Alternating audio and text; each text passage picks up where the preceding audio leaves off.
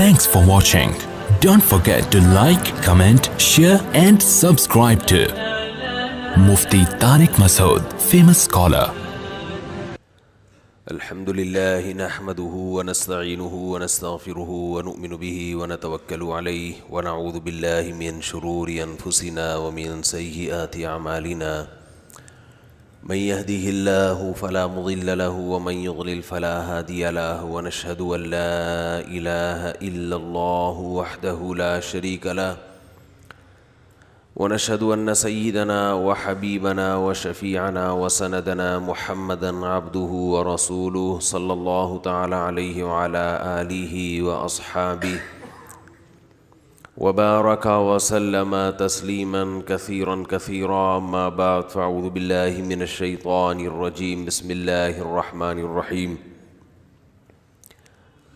وَلَنَبْلُوَنَّكُمْ بِشَيْءٍ مِّنَ الْخَوْفِ وَالْجُوعِ وَنَقْصٍ مِّنَ الْأَمْوَالِ وَالْأَنفُسِ وَالثَّمَرَاتِ وَبَشِّرِ الصَّابِرِينَ الَّذِينَ إِذَا أَصَابَتْهُم مُّصِيبَةٌ قَالُوا إِنَّا لِلَّهِ وَإِنَّا إِلَيْهِ راجعون. أولئك عليهم صلوات من ربهم ورحمة وأولئك هم المهتدون. قال النبي صلى الله عليه وسلم الكيس من دان نفسه وعمل لما بعد الموت. قرآن مجید کی ایک آیت اور رسول اللہ صلی اللہ علیہ وسلم کی ایک حدیث پڑھی ہے. اللہ تعالیٰ سے دعا ہے اللہ تعالیٰ صحیح طرح سے کہنے کی، سننے کی، سمجھنے کی اور عمل کی توفیق عطا فرمائے.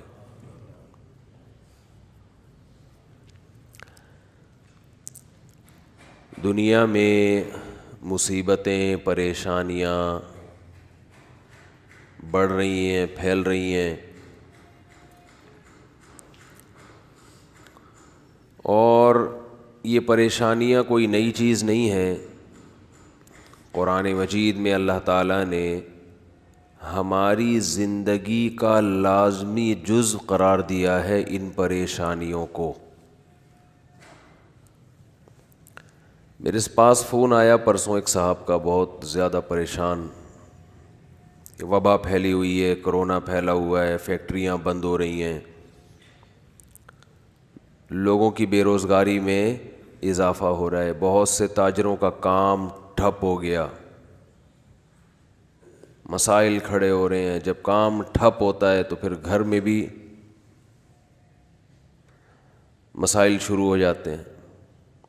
گھر میں جب تک آپ کھلاتے رہو، پلاتے رہو، بہت اچھے، آپ سے اچھا دنیا میں کوئی ہے ہی نہیں. جہاں آپ کا ہاتھ تھوڑا تنگ ہوا تو عدالتیں خلا کی ڈگریاں لے کے بیٹھی ہوئی ہیں. سمجھ رہے ہیں؟ جہاں ہاتھ تھوڑا تنگ ہوا عدالتیں خلا کی ڈگریاں لے کے بیٹھی ہوئی ہیں. جج صاحب کو اتنے اختیارات دے دیے گئے ہیں کہ وہ آپ کی بیوی کے بھی مالک ہو چکے ہیں، جب چاہیں اس کو آپ کے نکاح سے آزاد کر دیں، جو کہ 100% غلط ہے. بار بار کہتا رہتا ہوں کہ اس عدالتی خلا کی اسلام میں کوئی حیثیت نہیں ہے جو چل رہا ہے عدالتوں میں، کیونکہ یہ بہت زیادہ ہو رہا ہے اور کوئی اس کے خلاف بول نہیں رہا، تو اس لیے مجھے بار بار بولنا پڑتا ہے.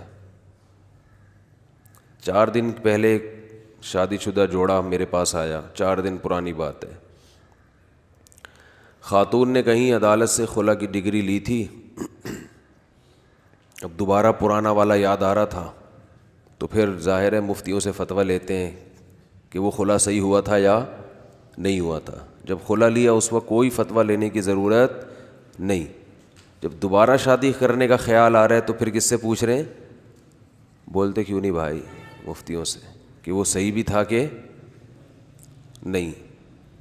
یہ دین کے ساتھ مذاق ہے یا نہیں ہے؟ اپنا مطلب ہو تو اسلام، مطلب نہیں ہے تو عدالت. ایک طرف ہو جاؤ بھائی. اگر قیامت کے دن آپ کی بخشش اس بات پر ہوگی کہ آپ پاکستانی تھے تو پھر آپ کو اپنے آپ کو مسلم کہنے کی ضرورت بولو نا بھائی نہیں. آپ یہ کہنا کہ اللہ میں پاکستان کے قانون کو فالو کرتا تھا، ختم. اگر اللہ بخشش دے گا تو ہمیں کوئی پرابلم نہیں ہے. آپ کہہ سکتے ہیں حکومت کے قانون کو فالو کرنا بھی تو اللہ کا حکم ہے, وہاں جہاں اللہ کا کے حکم کی خلاف ورزی نہ ہو رہی ہو. حکومت کے قانون کو وہاں فالو کیا جائے گا جہاں اللہ کا قانون حکومت کے قانون سے ٹکراتا نہیں ہے. جہاں ٹکرا رہا ہو وہاں اللہ ہے. پھر اللہ میں اور گورنمنٹ میں فرق کیا ہو گیا بھائی؟ پھر اللہ کو حکام دینے کی ضرورت کیا ہے؟ اللہ کہے گا بھائی تم گورنمنٹ ہی کے بندے ہو, اسی کو فالو کرو. اللہ پہلے ہے, باقی سب بعد میں. جج صاحبان سے بالکل کھلے عام کہہ رہا ہوں, اور اسمبلی میں بیٹھے ہوئے لوگوں سے کھلے عام کہہ رہا ہوں کہ یہ حرام کاری کا دروازہ بند کرو. قیامت کے دن الٹے لٹکے ہوئے ہوگے, الٹے. زنا پر 100 کوڑے اور شادی شدہ کی زنا پر رجم کی سزا ہے. اتنا بڑا جرم ہے زنا. جب عدالت سے عورت خلا کی ڈگری لے کے کہیں شادی کرتی ہے, اس کو پہلے مفتیوں کو دکھاؤ, ماہرین مفتیوں کو, یہ صحیح بھی ہوا ہے کہ نہیں ہوا. صرف فتویٰ لیے بغیر شادی کرے گی, عین اس بات کا امکان ہے وہ زنا کرے. اس میں کسی کا اختلاف نہیں ہے, کوئی دیوبندی, بریلوی, اہل حدیث, کوئی اختلاف نہیں, سب اس پر متفق ہیں. خلا کا رائٹ عورت کے پاس ہے مگر مرد کی اجازت سے. آپ کہہ سکتے ہو جب مرد کی اجازت سے ہے تو پھر رائٹ تو نہ ہوا. رائٹ یہ ہے کہ وہ مطالبہ کر سکتی ہے اور عدالت میں جا کے اپنے شوہر کو بلا سکتی ہے, یہ رائٹ ہے.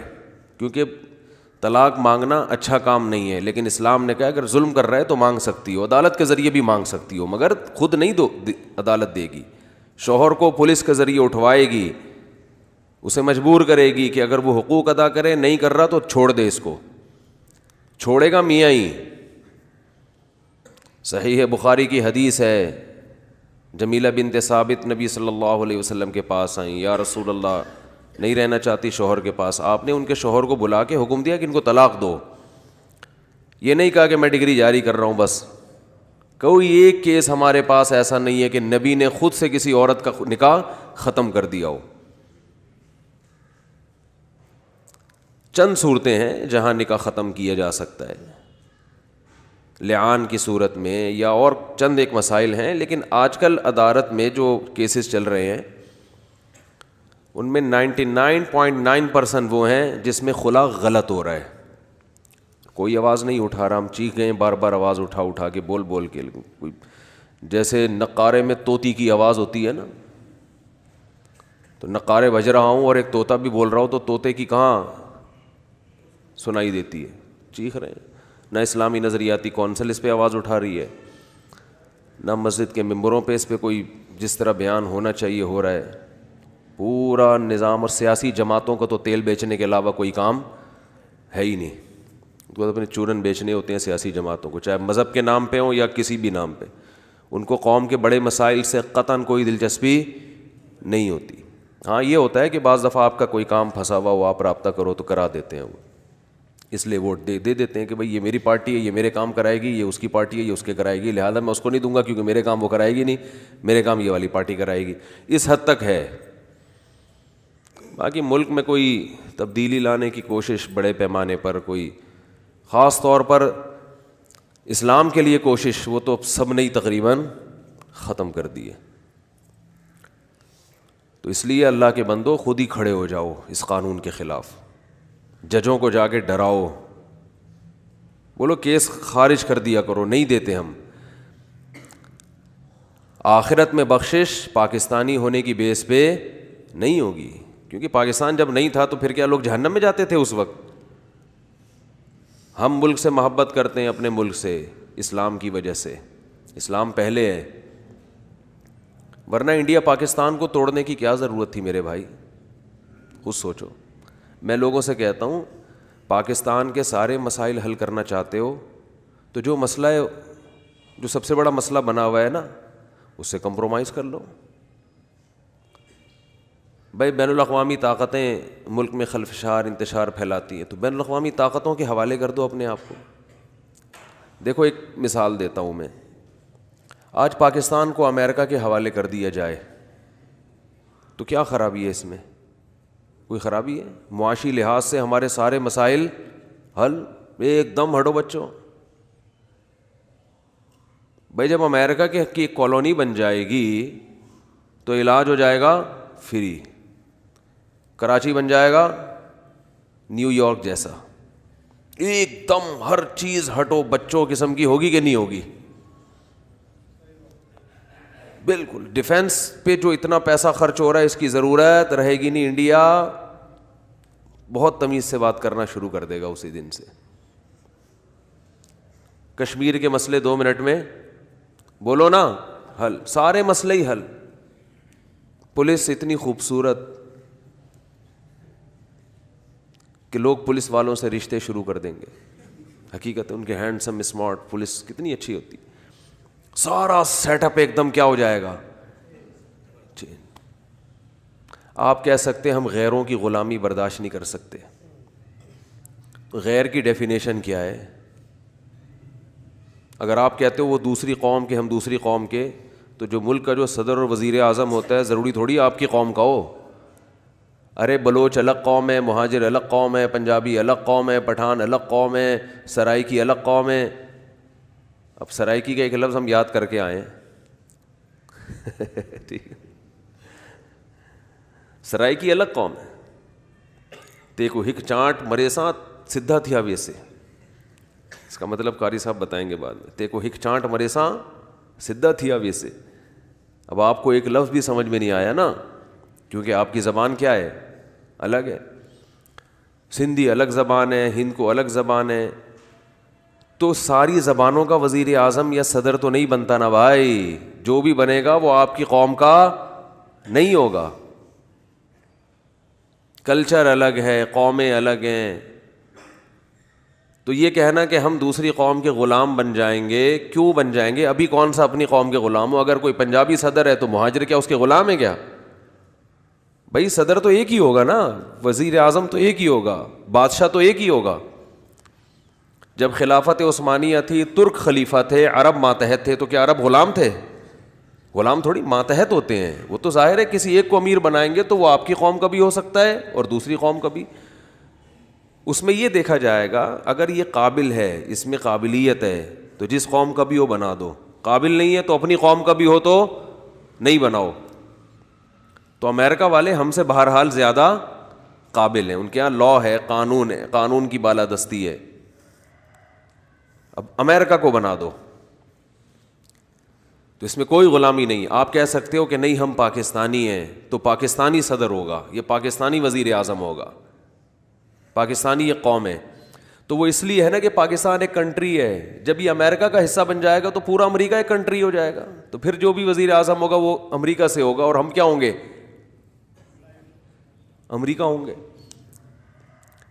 تو ان لبرل لوگوں کے پاس, کم بختوں کے پاس ان اعتراضات کا کوئی جواب بولو نہیں ہے.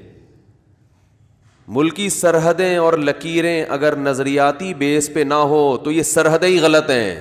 یہ لکیریں انسانوں کی بنائی ہوئی ہیں, یہ نہیں مانتے ہم کیا کوئی بھی عقل بند نہیں مانے گا.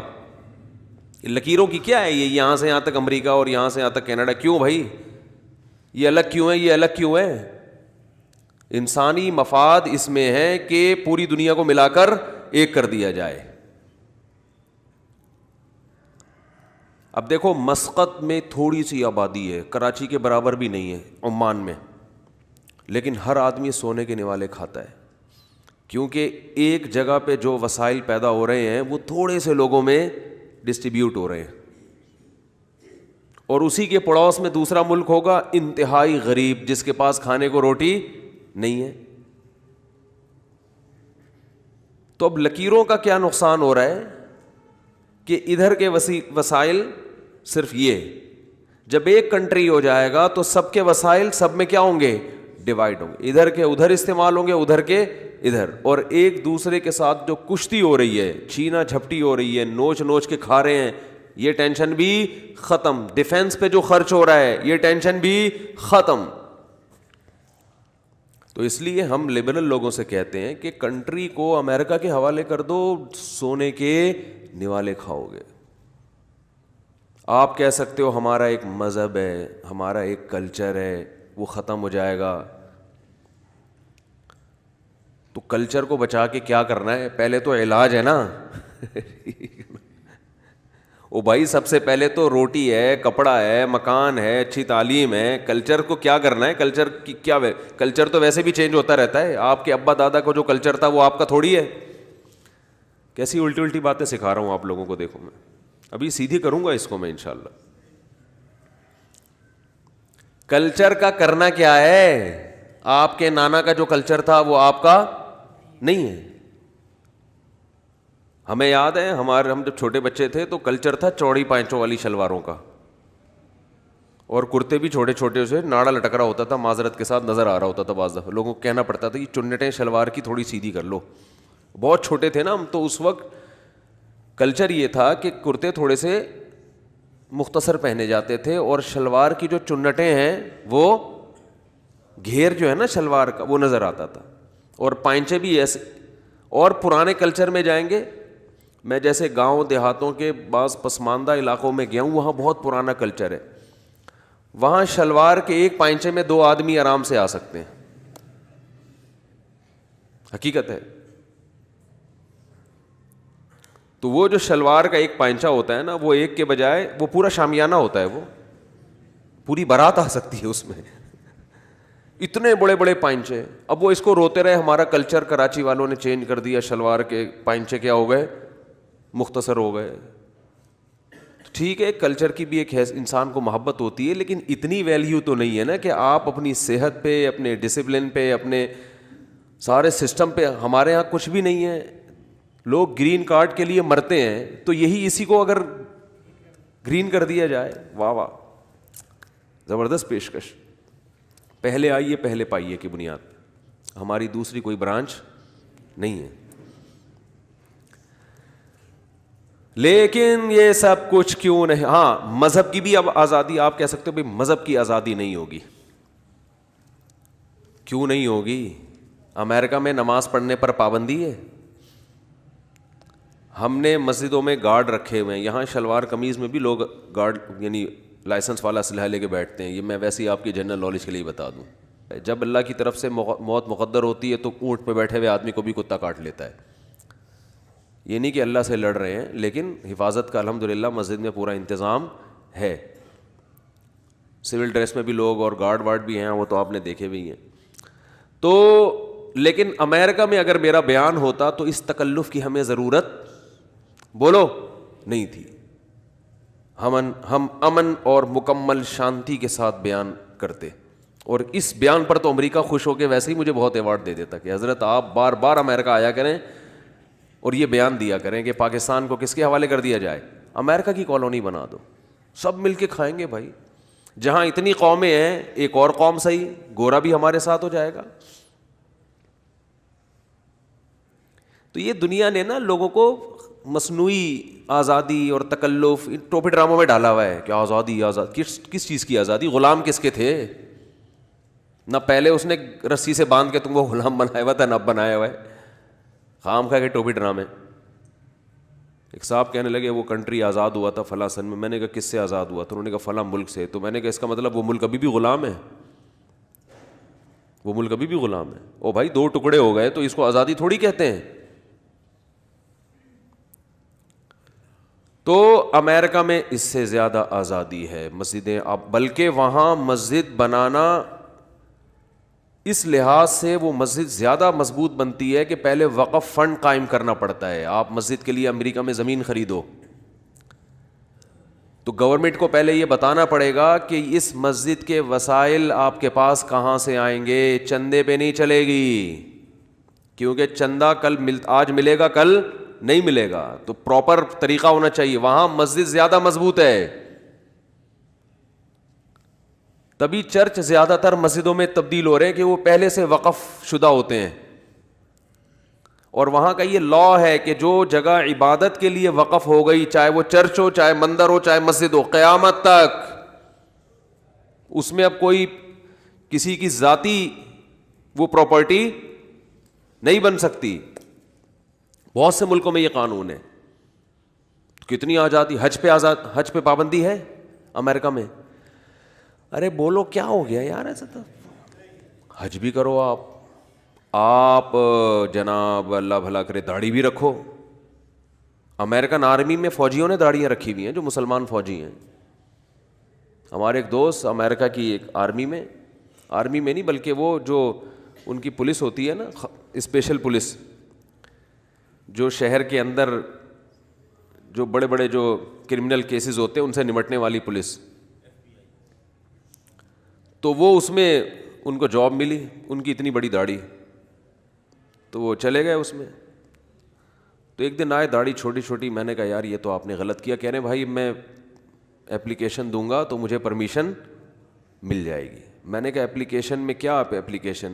انہوں نے کہا میں اپلیکیشن میں یہ لکھوں گا کہ میں مسلم ہوں اور ہمارے مذہب میں داڑھی رکھنا ضروری, اس بیس پہ پرمیشن ملے گی, اس کے علاوہ کسی اور بیس پہ نہیں ملے گی کہ مجھے اچھی لگتی ہے, میں شو مارنا چاہتا ہوں, مجھے داڑھی, بعض لوگوں کو ویسے ہی فیشن ویسے بھی رکھتے ہیں وہ داڑھی, اس بیس پہ نہیں ملے گی. اس بیس پہ کہ میں کیا ہوں, مسلم, میرے مذہب کا حصہ ہے. میں نے کہا ہٹو بچوں, کیا خیال ہے بھائی, اس کو کیا بولتے ہیں, ہٹو بچوں. وہ تو شکر ہے غامدی صاحب نہیں پہنچے وہاں, ورنہ وہ یہ کہہ دیتے کہ اسلام میں داڑھی رکھنا ضروری نہیں ہے.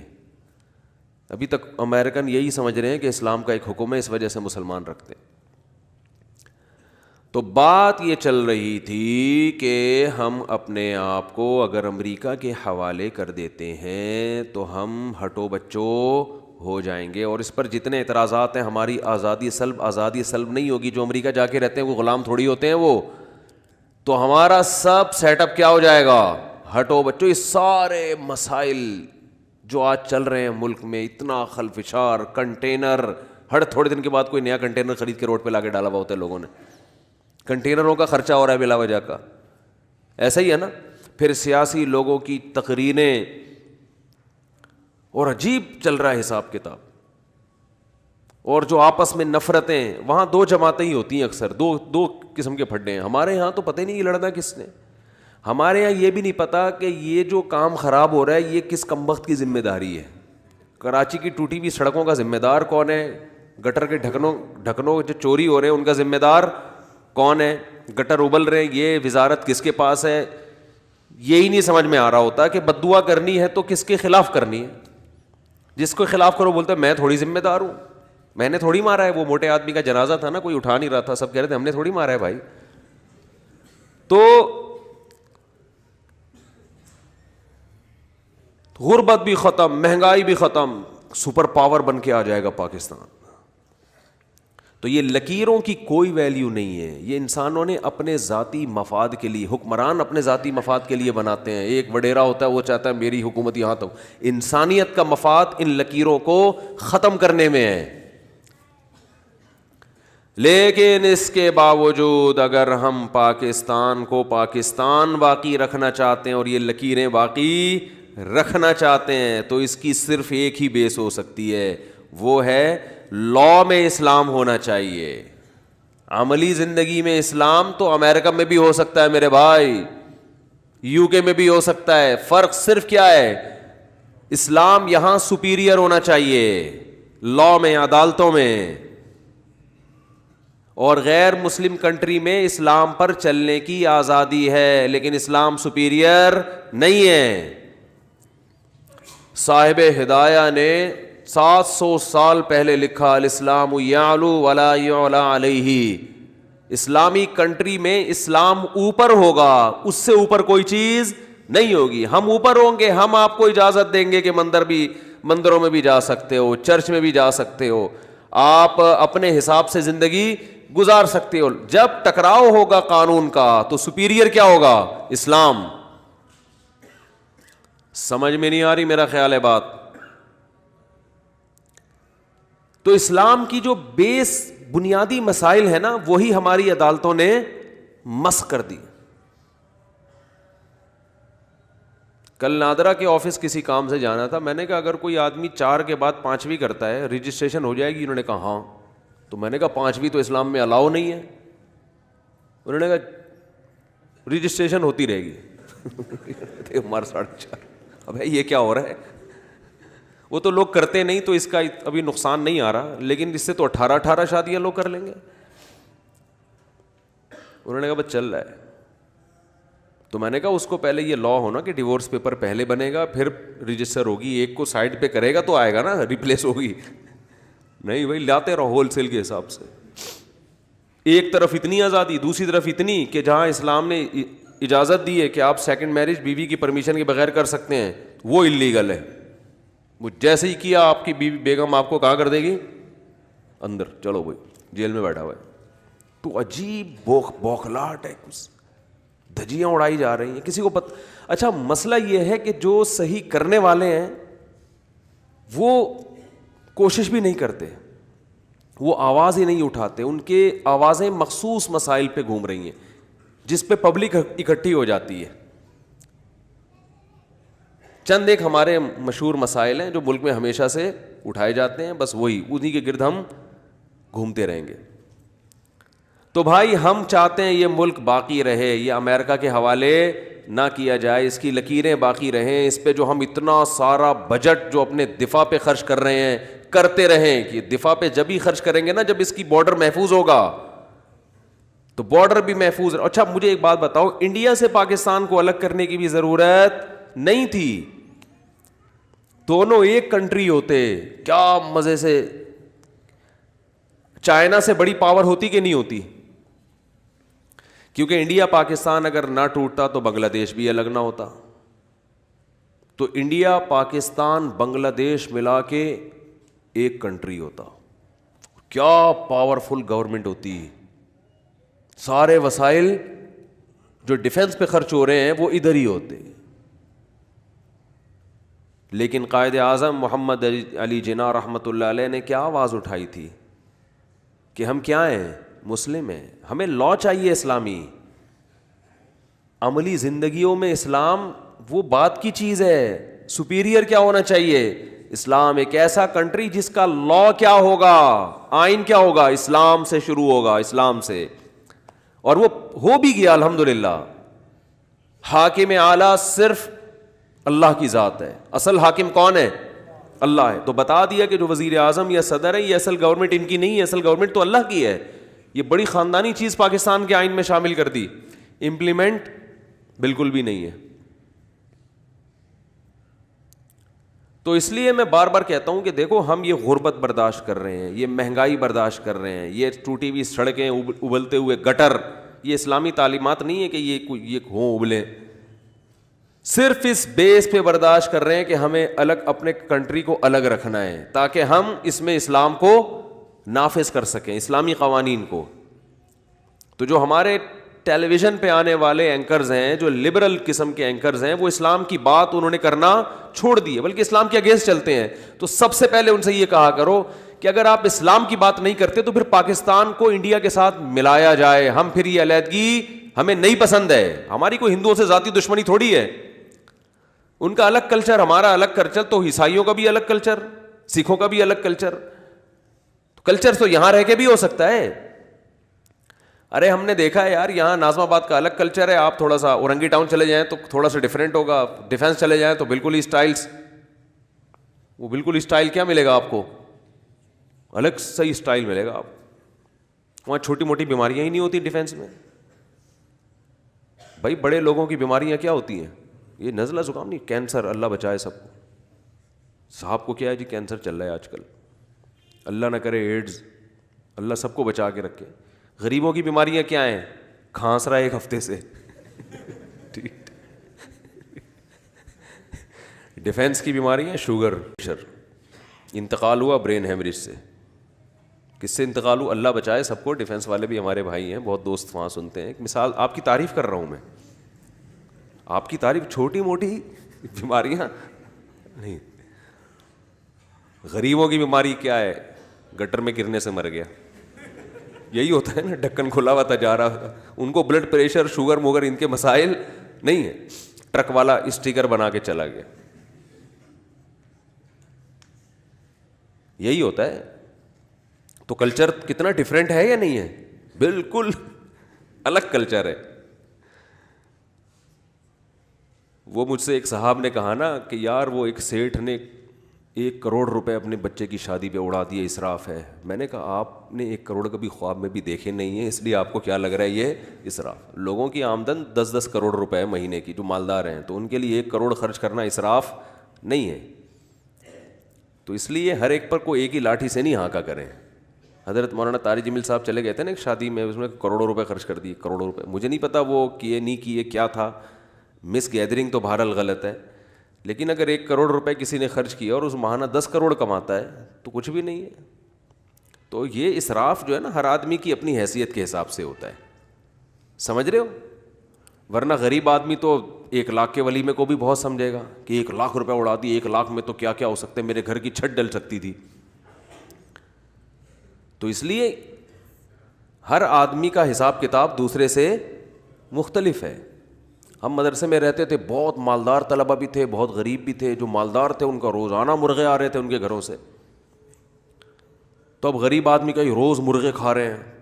تو کوئی بات نہیں بھائی، اللہ نے مرغے کے پیسے دیے تو روز کیا کھا لیں، مرغے کھا لیں. تو یہ تو اللہ کا بنایا ہوا نظام ہے. سلیمان علیہ السلام کا تخت ہیرے جواہرات جڑے ہوئے تھے، اس میں کیا بادشاہت تھی، پیسہ دیا تھا. تو لیکن حضرت موسیٰ علیہ السلام کیا تھے، مسکین تھے. فرعون یہ کہتا تھا ان کے پاس سونے کا کنگن کیوں نہیں ہے، ساری بنگلے تو میرے پاس ہیں، محلات تو میرے پاس ہیں، یہ تو غریب ہیں. تو غربت اور مالداری، نہ غربت اس کی علامت ہے کہ اللہ آپ سے ناراض ہے، نہ مالداری اس کی علامت ہے کہ اللہ آپ سے خوش ہے. تو اللہ کی نظر میں ان چیزوں کی کوئی حیثیت ہے ہی نہیں، کسی کو زیادہ دے دیے کسی کو کم دے دیے. اللہ تو کہتا ہے، حدیث میں آتا ہے، ان اللہ لا ينظر الی اموالکم ولا الی صورکم. نہ اللہ تمہاری شکل کو دیکھتا ہے، نہ اللہ تمہارے پیسوں کو دیکھتا ہے. یہ تو ہمارے مسائل ہیں. ولکن ينظر الی اعمالکم وقلوبکم، صرف دل اور اعمال کو دیکھتا ہے اللہ. یہ غربت میں اللہ کو خوش کر رہا ہے نہیں کر رہا، مالداری میں اللہ کو خوش رکھا ہوا ہے کہ نہیں کر رہا. تو امیر آدمی کا ولیمہ اسی کی اسٹائل سے ہوگا بھائی. تو یہ خام خواہ میں دین کی ایسی تعلیمات لوگ بعض بتا دیتے ہیں کہ وہ عملی زندگی میں وہ کم بخت اس کو نہیں کہہ رہا میں، یعنی پیار سے بھی کم بخت کہا جاتا ہے نا بعض، کہ 1 کروڑ روپے ایک آدمی، اگر کسی کی 10 کروڑ ماہانہ ارننگ ہے، وہ 1 کروڑ روپے اگر ولیمے پہ نہیں خرچ کرے گا، اس پہ تو انگلیاں اٹھیں گی کہ بھائی یہی تو خرچ کرنے کا موقع ہے. اب مثال کے طور پر میرے پاس لوگ آتے ہیں، چھوڑو میں اپنی مثال نہیں دوں گا، پھر وہ والی مثال آ جائے گی، پھر بولے کہ بات گھما کے وہیں لے آتے ہو مفتی صاحب. مثال کے طور پر، اب کوئی مثال بھی نہیں آ رہی، صحیح ہے نا. ایک آدمی کے پاس ٹائم نہیں ہے لوگوں کو چائے پلانے کا، کھانا کھلانے کا. تو اب وہ اس کا بیٹا شادی کرتا ہے، اب بیٹے بھی بڑے ہو رہے ہیں تو انہیں کی ڈالتا ہوں میں. تو لوگ کہیں گے اب تو کھلا دو کہیں گے نا بھائی اب تو بچے کی شادی ہو رہی ہے، بیٹے کا ولیمہ ہو رہا ہے، کچھ اب بھی اگر نہیں کھلا رہے اس کا مطلب مسئلہ ٹائم کا نہیں ہے، مسئلہ کیا ہے، کنجوسی کا ہے. تو یہ ہر آدمی اپنے حساب سے کھلاتا ہے. باقی اس کے مقصد شو بازی تھی، تو یہ شو بازی یہ دل کا عمل ہے. اس میں آپ کو شریعت یہ کہتی ہے کہ جب تک کسی کے عمل کو آپ اچھا محمل تلاش کر سکتے ہیں، آپ نے اس سے بدگمان نہیں ہونا. تو ہمیں شریعت یہ کہتی ہے کہ اچھا محمل تلاش کرو، بھائی اللہ نے دیا اس کو اتنا ہے تو اس حساب سے کر رہا ہے ولیمہ. ہاں شو بازی کر رہا ہے نہیں کر رہا یہ اس کے دل کی حالت ہے، تو ہم نے تھوڑی کسی کا دل چیر کے دیکھا ہے. رہا یہ مسئلہ کہ پھر اسراف تبذیر کیا ہے، تو بار بار بتاتا ہوں. اسراف کہتے ہیں اپنی آمدن سے زیادہ، حیثیت دکان پکوڑوں کی اور باتیں کروڑوں کی. جیسے بعض لوگ غریب لوگ ہے کچھ بھی نہیں، قرضہ لے کے ایسا شو کرتے ہیں جیسے ہم سے بڑا دنیا میں کوئی فنڈر ہے ہی نہیں. او بھائی جتنی اوقات ہے اس حساب سے کھلاؤ، جس نے منہ بنانا ہے بنایا، نہیں نکلو یہاں سے، شاباش، ٹھیک ہے نا، کھانا ہے کھاؤ اور پتلی گلی سے نکلو. اور تبذیر یہ ہے کہ بے موقع خرچ کرے. بارات پہ خرچ بے موقع ہے، ولیمے پہ خرچ موقع ہے. یا اتنا کھانا بنا لیا کہ آپ کو پتہ ہے کھانے والے 10 ہیں اور کھانا تیار ہو رہا ہے 10,000 کا، ضائع ہوگا. یہ تبذیر ہے. یہ تو دال چاول بھی بناؤ گے نا، ایک آدمی کو 1 پلیٹ چاہیے، آپ نے 6 پلیٹیں لا کے رکھ دی، تو دال چاول میں بھی اسراف ہوگا، پاپوں میں بھی کیا ہوگا. آپ انتہائی سادہ ولیمہ کر رہے ہو اور اس میں آپ نے کیا کیا، چائے پاپوں کا انتظام کر دیا. تو چائے پاپوں کا انتظام میں آپ نے 4 آدمی کے لیے 6 درجن پاپے منگوا لیے. تو ہے تو یہ بہت سادہ ولیمہ, مگر یہ بھی تبذیر ہے, اسراف و تبذیر میں داخل ہوگی یہ چیز بھی, اس لیے کہ ضائع کر رہے ہو آپ. 2 آدمیوں کے لیے 4 پاپے 5 پاپے, ایک تھیلی ہو جائے گی نا. تو اگر کسی نے کروڑوں کا ولیمہ کیا اور کھانا بہت بچ رہا ہے اور اس کو ٹھکانے لگانے کا انتظام نہیں کیا, وہ پھک رہا ہے کھانا, تو یہ تبذیر میں داخل ہے جو اللہ کو پسند نہیں ہے. تو وہ اس لیے نہیں کہ 1 کروڑ کا, وہ اس لیے کہ یہ ضائع کیوں کر رہے ہو. مسئلہ یہ کہ آج کل مارکیٹ میں علم شارٹ ہے, جذباتی تقریریں بالکل اس ٹائپ کی کہ وہ جب بات کریں گے ضائع کرنا پسند نہیں ہے تو ضائع کی ڈیفینیشن کیا, یہ سب علم میں عمق نہیں ہے, گہرائی نہیں ہے. تو خیر ہم اپنے ٹاپک کی طرف آتے ہیں. تو میرے بھائی, ہم جو اس لکیر سے محبت کرتے ہیں کہ یہ کنٹری ہے, یہ نقشہ ہے, تو اس کی بیس, اور ہم چاہتے ہیں کہ یہ ملک باقی رہے, یہ کسی دوسرے کنٹری کی تحویل میں نہ دیا جائے, صرف اس بیس پر کہ ہم یہاں اسلام کو سپیریئر کر سکتے ہیں, ہمارا آئین اسلامی ہے. تو اگر یہی چیز عدالتوں سے ختم ہو جائے گی تو پھر بھائی پھر تو بھاگو امریکہ جاؤ یار, یہاں کیا رکھا ہے. اپنی نجی زندگی میں اسلام کو تو وہاں بھی فالو کر سکتے ہو آپ. تو سپیریئر, تو اس لیے میں بار بار کہتا ہوں کہ عدالت کا خلا اسلام میں کالعدم, کسی کا بھی فقہ نہیں ہے, کسی فقہ میں نہیں ہے. تو خیر بات یہاں سے شروع ہوئی تھی, وَلَنَبْلُوَنَّكُمْ بِشَيْءٍ مِّنَ الْخَوْفِ وَالْجُوعِ وَنَقْصٍ مِّنْ, ہاں وہ میں پہلے واقعہ بتا دوں. وہ خاتون آئی نا, میاں بیوی آئے کچھ دن پہلے, خاتون نے عدالت سے خلا لیا, یہ سمجھ کے بیٹھ گئی کہ طلاق ہو گئی ہے. بعد میں ارادہ ہوا دوبارہ ان پرانے والے سے شادی کرنی ہے. پھر فتویٰ لے رہی ہیں کہ پرانا خلا صحیح ہوا تھا کہ نہیں ہوا تھا, کیونکہ اب موڈ ہو رہا ہے دوبارہ نکاح کرنے کا. تو میں نے وہ جب ڈاکومنٹ پڑھے تو میں نے کہا تو صحیح نہیں ہوا, اس میں تو کوئی الزام بھی ڈھنگ کا نہیں لگایا آپ نے, ٹھیک ہے نا, جھوٹا الزام بھی کوئی ڈھنگ کا, میاں بھی بیٹھا ہوا تھا. تو میں نے کہا الزام بھی ایسا نہیں لگا جس کی بیس پر خلا بنتا ہو, سچی مچی کا بھی بنتا ہو. تو کچھ بھی نہیں ہے وہیں, بس میوچل انڈرسٹینڈنگ نہیں ہو پا رہی. پتہ نہیں کتنے بچے ہو چکے تھے, بغیر انڈرسٹینڈنگ کے اتنے بچے ہو گئے, اب نہیں بن پا رہی. عدالت نے فوراً کاغذ پکڑا دیا. میں نے کہا یہ کچھ بھی نہیں ہے. کہہ رہی ہمارا نکاح دوبارہ پڑھا دیں. میں نے کہا نکاح ٹوٹا ہی کب ہے جو پڑھا دوں دوبارہ, نکاح ٹوٹا ہی نہیں ہے. میں نے کہا آپ کا میاں ہے بھائی. وہ میاں بڑا خوش ہو رہا تھا یار, فری پھوکٹ میں مل رہی ہے. اب وہ خاتون مجھے کہہ رہی ہیں کہ تو پھر یہ اتنے یہ کیا ہے یہ. میں نے کہا یہ بکری کو کھلا دیں جا کے آپ, اس کی اسلام میں کوئی ویلیو نہیں ہے. آپ کہہ سکتے ہیں میں توحید عدالت کر رہا ہوں, آپ توہین اسلام کر رہے ہو بھائی. میں یہ تھوڑی کہہ رہا ہوں پاکستان کے قانون میں اس کاغذ کی کوئی ویلیو نہیں ہے, یہ تھوڑی کہہ رہا ہوں, قانون میں بڑی ویلیو ہے. اس کاغذ کی بیس پہ آپ کہیں اور شادی کر سکتی ہیں, آپ کا وراثت میں حصہ ختم. میں تو اسلام کو بتا رہا ہوں کہ اسلام میں اس کاغذ کی ویلیو نہیں ہے. تو ہم اسلام کو تھوڑی جج کے کہنے سے چینج کر دیں گے. اس پہ کوئی ہم سے بات کرنے کے لیے, ڈیبیٹ کرنے کے لیے بلاتا ہے تو ہم عدالت بھی جائیں گے انشاءاللہ, بحث کریں گے. یہ کیا ہے, یہ تو جنرل مشرف نے ایک ڈنڈے کی طاقت سے ایک اسلام کو, خلا کے قانون کو کیا ہے مشرف نے. لوگ مجھے کہتے ہیں کہ میں فوج کی حمایت کرتا ہوں اور مشرف نے یہ کیا اور ڈنکے کی چوٹ پر آپ فلاں جیسے بہادری دکھائی, آپ بھی فوج کے خلاف بولو. میں فوج کی تعریف کرتا ہوں ایز اے ادارہ. باقی جنرل مشرف کے خلاف اگر بولنا بہادری ہے وہ ہم اس وقت بولے ہیں جب general Musharraf chief of army staff بھی تھے, صدر مملکت بھی تھے, اور اس وقت گرفتاریاں اب سے زیادہ ہو رہی تھیں. اس وقت ممبر پہ بیٹھ کے ہم نے جنرل مشرف کے خلاف آواز اٹھائی تھی.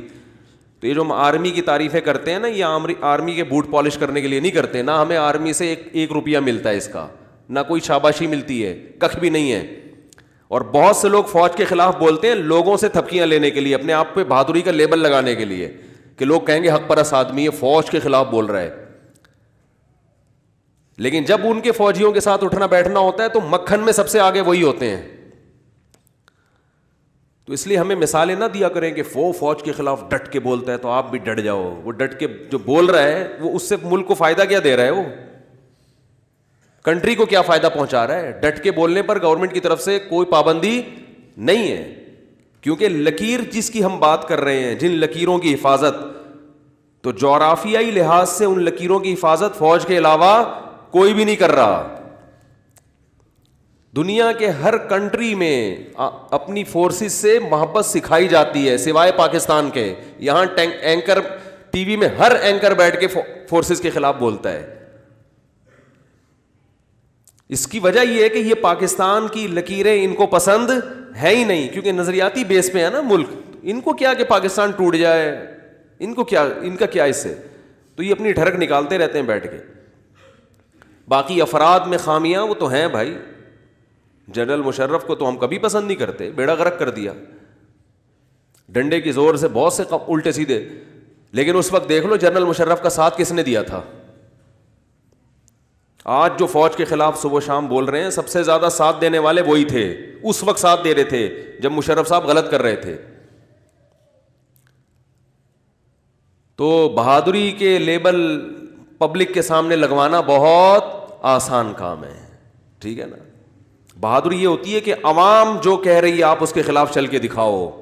میں جو بات کر رہا ہوں عوام اس کو قبول نہیں کر رہی, کیونکہ عوام کو غلط پٹیاں پڑھائی جا رہی ہیں, سکھائی جا رہی ہیں, اور ہر سطح پہ عوام کو مس گائیڈ کیا جا رہا ہے. ٹیلی ویژن پہ بھی, سیاسی لیڈر بھی, سب کے اپنے مفاد ہیں, ملک کا بیڑا غرق ہو رہا ہے. تو جنرل مشرف نے یہ دھاندلی کی, ایک ڈکٹیٹر بن کے عدالت میں غیر شرعی قانون ڈنڈے کے زور سے, کیونکہ مطالبہ یہ تھا کہ عورت کو طلاق کا حق دیا جائے, تو مشرف نے کہا یہ کروں گا تو مولوی سارے پیچھے پڑ جائیں گے. عورت کو خلا کر ایسا رائٹ دے دو کہ اس میں شوہر کی پرمیشن ضروری نہ ہو, اور اس میں شوہر کا برا ہونا بھی ضروری نہ ہو. شوہر اگر برا ہے پھر تو عورت کو حق ہے. برائی کے بھی کچھ درجات ہیں, ایسے ہی نہیں کہ کوئی بھی برائی ہو, سگریٹ پیتا ہے تو جناب طلاق لے لی. تو مشرف نے یہ گڑبڑ کی, جنرل مشرف نے, کہ لا میں یہ تبدیلی کر دی, نوٹس جاری کر دیا کہ بھائی جب بھی کوئی عورت شوہر سے علیحدگی کا مطالبہ کرے گی تو عدالت اسے خلا کی ڈگری دے گی, چاہے اس کے میاں میں کوئی خرابی نہ ہو. اس وقت تمام سیاسی جماعتوں نے اس قانون کے خلاف کسی ایک نے بھی آواز نہیں اٹھائی, جو اس وقت اٹھانے کا ٹائم تھا. سمجھتے ہو, ہم تو چیخ رہے تھے, ہم کوئی بہت نیک نہیں ہیں, لیکن ایک مثال دے رہا ہوں, تو چیخ رہے تھے اس وقت بھی, ممبر پہ بیٹھ کے بول رہے تھے کہ غلط ہو رہا ہے, تو سب خاموش. تو سیاسی جماعتوں کو پر آپ دیں, ووٹ دیں, محبت کریں, ان پر ایمان نہ لے کر آؤ میرے بھائی. سمجھ رہے ہو, کوئی اتنے نیک نہیں ہیں, یہ دودھ کے دھلے ہوئے نہیں ہوتے. سب ان کے اپنے مفاد پہلے, باقی سب چیزیں بعد میں.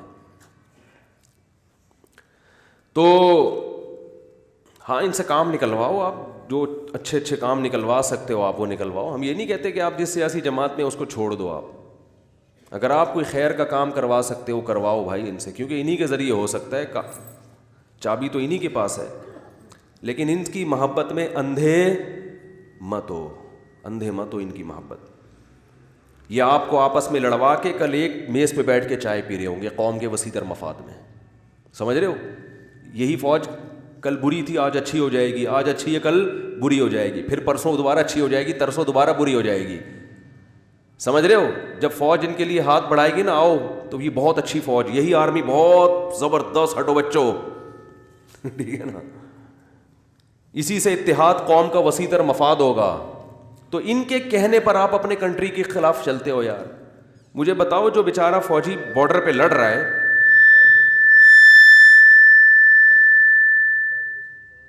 جو فوجی بارڈر پہ لڑ رہا ہے, اگر وہ پیچھے گالیاں سنے گا کہ فوج ایسی فوج ایسی, تو اس کو موٹیویشن ملے گی کہ یار اس قوم کے لیے میں لڑوں جو ہم صبح شام ہمیں برا بلا کہتی ہے. آپ کہہ سکتے ہو ہم فوجیوں کے نہیں, ہم آفیسرز کو کہہ رہے ہیں برا بلا, یعنی سب کو, سب آفیسر کو. تو وہ جو فوجی لڑ رہا ہے وہ تو آفیسر کے کہنے پہ لڑ رہا ہے. وہ کہہ کہ جب یہ سارے ہی گندے ہیں, ادارہ ہی برا ہے, تو میں کیوں لڑوں بھائی اس قوم کے لیے, کیوں قربانی دوں. یہ دنیا میں کہیں بھی نہیں ہوتا جو یہاں ہو رہا ہے, جو یہاں ہو رہا ہے نا دنیا میں کہیں بھی نہیں ہوتا. باقی 100% درست دنیا میں کوئی بھی نہیں ہوتا. خرابیوں کو ٹھیک کرنے کی کوشش کی جاتی ہے.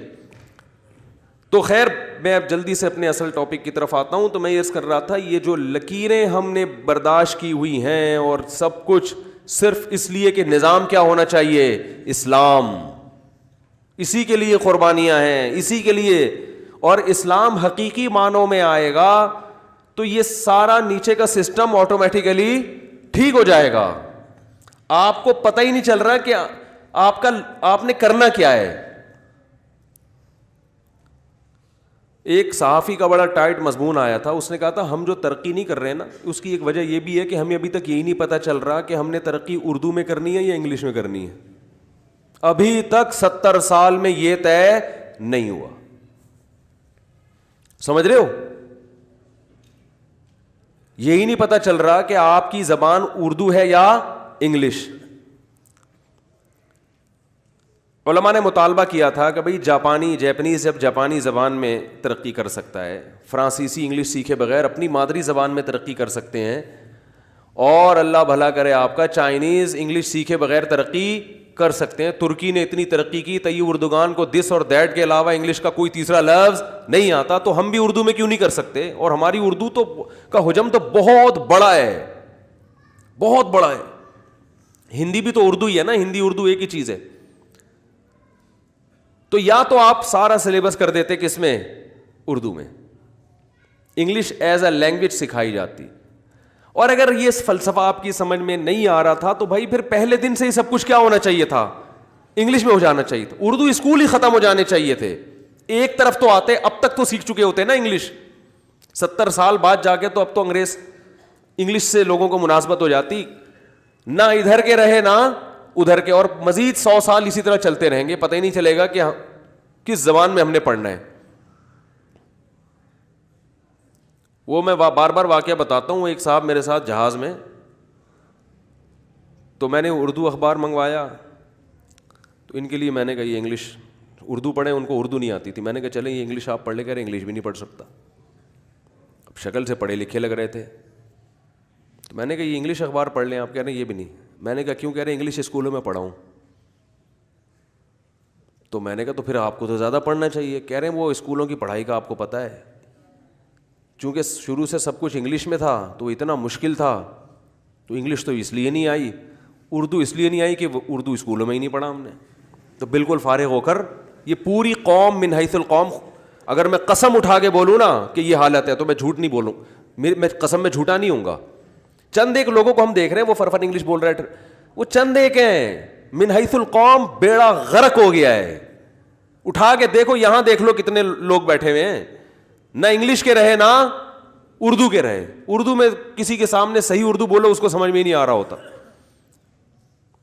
اور انگلش تو ویسے ہی نہیں آ رہی. انگلش اخبار دیکھ لو کتنے نکلتے ہیں ہمارے ملک میں, اردو کے مقابلے میں بہت تھوڑا ریشو ہے ان کا. اور ان میں بھی بہت سے لوگ اس لیے گھر میں منگوائے ہوئے شو بازی کے لیے, سمجھ میں ان کے بھی نہیں آ رہا. بھائی ڈان اخبار آتا ہے, لوگ آئیں گے پڑھے لکھے لوگ ہیں. نظام تعلیم ہے یہ آپ کا, یہی فیصلہ نہیں ہو پا رہا کہ پڑھنا انگلش میں ہے یا اردو میں. تو اسی طرح میرے بھائی آج تک ہمارے حکمرانوں کو یہ سمجھ میں نہیں آ رہا کہ ہمارا آئین اسلام ہے یا غیر اسلام ہے. برٹش لا کو فالو کرنا ہے, امریکن لاس کو فالو کرنا ہے, یورپ کے قوانین کو فالو کرنا ہے, یا اسلام کو کرنا ہے. او بھائی ایک طرف ہو جاؤ. یہ نہیں ہوتا تو چلو پورے ادھر ہی چلے جاؤ اللہ کے بندو, ٹھیک ہے نا, پورے ادھر چلے جاؤ, کیونکہ درمیان میں کہیں بھی لٹک کے کچھ بھی نہیں ہو سکتا. درمیان میں لٹکے رہو گے کچھ بھی نہیں ہو سکتا. لٹکے ہوئے دو تہذیبوں کا زبردست قسم کا ٹکراؤ ہو رہا ہے. ماں باپ پریشان ہوتے ہیں, بچے کو بنانا کیا تھا بن کیا رہا ہے. یہ ہے بھائی, بنانا کیا تھا وہی ہے. میں کچھ بولتا ہوں بانسری سے نکلتا کچھ اور ہے. وہ بتاتا ہوں نا, ایک پاگل کے منہ میں بانسری آ گئی, وہ سمجھتا پائپ ہے. اس نے پائپ میں آواز ماری تو بولتا کچھ ہے, ادھر سے نکلتی سر ہے. تو کہہ رہا ہے یار عجیب بات ہے, میں کچھ اور بول رہا ہوں, یہ پائپ کچھ اور بول رہا ہے. تو خیر ہم اپنے اصل ٹاپک کی طرف آتے ہیں. بات دائیں بائیں بہت گھومتی ہے یار جمعے کے بیان میں, اتوار میں کون سا نہیں گھومتی, وہ بھی ویسے ہی ہو رہا ہوتا ہے. خیر تو بات اصل میں یہاں سے شروع ہوئی تھی وَلَنَبْلُوَنَّكُمْ بِشَيْءٍ مِّنَ اچھا پھر بتا دوں کہ اس ملک کے لیے جان دینا شہادت ہے، اس لیے نہیں کہ یہ کنٹری ہے، اس لیے کہ یہ کیا ہے، اسلام کی بیس پہ، ورنہ تو پھر امریکی بھی شہید ہو رہے ہیں افغانستان میں، وہ بھی اپنے کنٹری کے لیے جان دے رہے ہیں. پھر تو دنیا کی ہر جنگ میں ہر آدمی شہید ہو رہا ہے، قاتل بھی شہید اور مقتول بھی شہید، اور دونوں طرف کیا ہو رہے ہیں. ایسا تھوڑی ہوتا ہے میرے بھائی، ایسا کرو گے تو کوئی بھی نہیں آئے گا، سارے ہی شہید ہو رہے ہیں. او بھائی ظالم شہید نہیں ہوتا، مظلوم شہید ہوتا ہے. مظلوم کی ڈیفینیشن کیا ہے؟ جو حق کے لیے لڑ رہا ہو. تو ساری شہادت کا لفظ اتنا کامن ہو گیا ہے نا کہ جو کرپشن میں جس کو پھانسی دی جائے نا وہ بھی کیا ہے ہر آدمی تو شہید ہو رہا ہے. اس کے لیے عقیدہ توحید کا ہونا بھی ضروری نہیں ہے. شرک پہ مر رہا ہے وہ بھی شہید. شرک پہ کہاں سے شہادت مل رہی ہے؟ تو ہر ایک شہید، یعنی اگر کوئی ڈاکو ڈکیتی کے دوران مارا جائے نا، جس کی بہت ہی بری موت ہے اسلام میں، اس کا تو جنازہ نہیں ہے، وہ بھی کیا ہے؟ شہید. اب مجھے ڈر لگ رہا ہے کچھ دنوں میں لوگ خودکشی کرنے والے کو بھی کیا کہیں گے؟ شہید کہیں گے. یہ ٹینشن سے گیا ہے دنیا سے، اور لوگ ترس کھا رہے ہوتے ہیں خودکشی کرنے والے پر. ہائے ہائے بیچارہ ہائے ہائے. مجھے کبھی خودکشی کرنے والے پہ ترس نہیں آتا. آخرت کے لحاظ سے ترس آئے تو ایک الگ بات ہے، دنیا میں نہیں آتا. اس نے جرم کرنے والے کو تھوڑی اپریشیٹ کیا جاتا ہے. ہمارے نبی نے خودکشی کرنے والے پہ ترس نہیں کھایا، بلکہ نماز جنازہ پڑھانے سے انکار کر دیا. ہم کہہ رہے ہوتے نا ہائے ایک بچے نے خودکشی کی، یہاں 18 سال کا بچہ لٹک کے مر گیا، اللہ مغفرت فرمائے، بہرحال مسلمان تھا. تو لوگ کہہ رہے ہائے ہائے بیچارے دیکھو اتنا ٹینشن. میں نے کہا کیا ٹینشن ہوگی یار، لوگوں کی ٹینشن ہے. جا کے دیکھو فٹ پاتھوں پہ پڑے ہوئے ہیں، اس کو گھر ملا ہوا تھا. زیادہ زیادہ یہ ہوگا کہیں عشق معاشقہ ہو گیا ہوگا، ابا نے شادی نہیں کرنے دی. ایک بچے نے خودکشی کی، پڑھائی کا بہت دباؤ، اتنا دباؤ اس کے اوپر، ابا نے بولا اماں نے بولا نمبر اچھے نہیں آئے، یہ وہ بیچارہ فیل ہو گیا. اس کا پڑھنے میں دل ہی نہیں لگ رہا تھا. جب وہ رزلٹ لے کے آیا، یہیں کا واقعہ 10-12 سال پرانا، تو جب وہ رزلٹ اس نے دیکھا، اس نے کہا میرے تو گھر والے چھوڑیں گے نہیں، وہ مجھ سے A1 گریڈ کی امیدیں لگا کے بیٹھے ہوئے تھے اور ہم کیا ہو گئے؟ فیل. تو لٹک گئے جا کے. وہ تو غلط کیا اس نے، اللہ اس کی بخشش کرے، لیکن والدین نے بھی کوئی اچھا بولو نا نہیں کیا. یہ حب دنیا ہے. اپنی اولاد کی تعلیم کی فکر لو، اتنی ٹینشن نہ لو کہ اس سے لگتا ہے کہ آپ کو دنیا سے محبت ہے. یہ جو آج کل والدین بچوں کو بہت شوق سے پڑھا رہے ہیں نا، اچھی بات ہے، شوق سے پڑھانا چاہیے، لیکن شوق کی بھی ایک حد ہوتی ہے. اتنا زیادہ شوق کہ افورڈ کر سکو اس کو.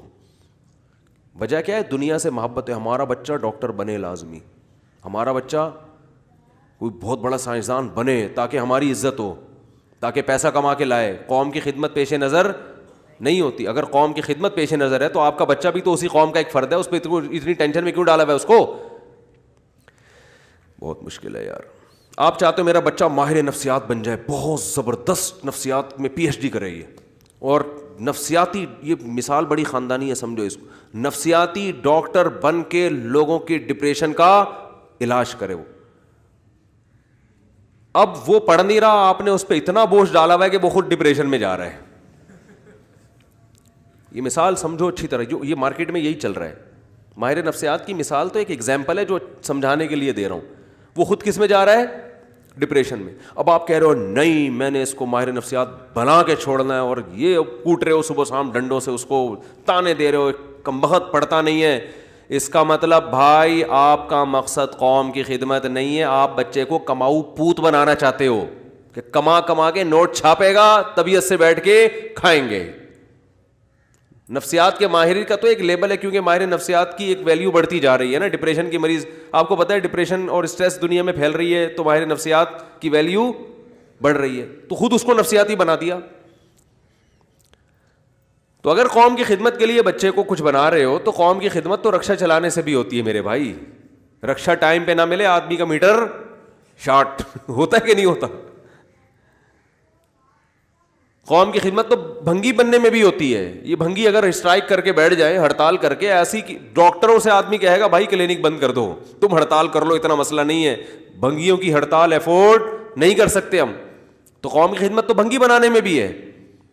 میں یہ نہیں کہہ رہا بچوں کو بھنگی بنانا شروع کر دیں, ایک مثال دے رہا ہوں, اچھے سے اچھا سوچیں, کوشش کریں بھائی ایک معاشرے کا زیادہ عزت والے شعبے کو فوکس کرنا چاہیے. فقہاء نے لکھا ہے کہ ایسا شعبہ کمانے کے لیے اختیار کرنا جس میں عزت نہ ہو, اگرچہ پیسہ زیادہ ہو, مسلمان پہ زیب نہیں دیتا. ہمیں بہت سے لوگ مشورے کے لیے آتے ہیں, مفتی صاحب یہ کام میں کرنا چاہتا ہوں, بہت پیسہ. میں کہتا ہوں یار پیسہ بہت ہے, عزت نہیں ہے, تو چھوڑو. عزت سب سے پہلے ہے, پیسہ اس کے. لیٹرین کا انچارج بنا دیا آپ کو گورنمنٹ نے, لیٹرین کا کیا بنا دیا, انچارج, تو آپ بنو گے؟ اکثر عزت دار لوگ نہیں بنیں گے, بولیں گے بھائی کہیں اور لے جا کے بٹھاؤ, میں ادھر لیٹرین میں بٹھا دیا, کتنے لوگ آ رہے ہیں کتنے جا رہے ہیں, سب کا حساب. ناظم بنا دیا, ماہر لیٹرینیات. تو آپ بولو گے یار مجھے کچھ اور کام دو بھائی, یہ کیا لگا دیا میرے ذمہ. ایک خاتون نے مجھے کہا کہ سود کے پیسے آئے ہیں, ناجائز ہیں, تو وہ شریعت حکم دیتی ہے نا کسی خیر کے کام میں بلا نیت ثواب صدقہ کرو. تو انہوں نے کہا مسجد میں لگا سکتی ہوں. میں نے کہا نہیں, اگرچہ خیر کا کام ہے مگر اللہ کے گھر میں ناپاک مال نہیں لگے گا. تو انہوں نے کہا کہاں؟ میں نے کہا لیٹرین میں لگا دیں, لیٹرین بنوا دیں. اچھا ہے, جس قسم کا پیسہ تھا ادھر ہی لگے گا. وہ ٹینشن ریلیز کرنے کے کام آ رہا ہے آپ کا پیسہ, ہے کہ نہیں ہے؟ ٹینشن ختم کرنے کے کام آ رہا ہے. تو ثواب یعنی خیر کے کام میں تو استعمال ہو گیا نا.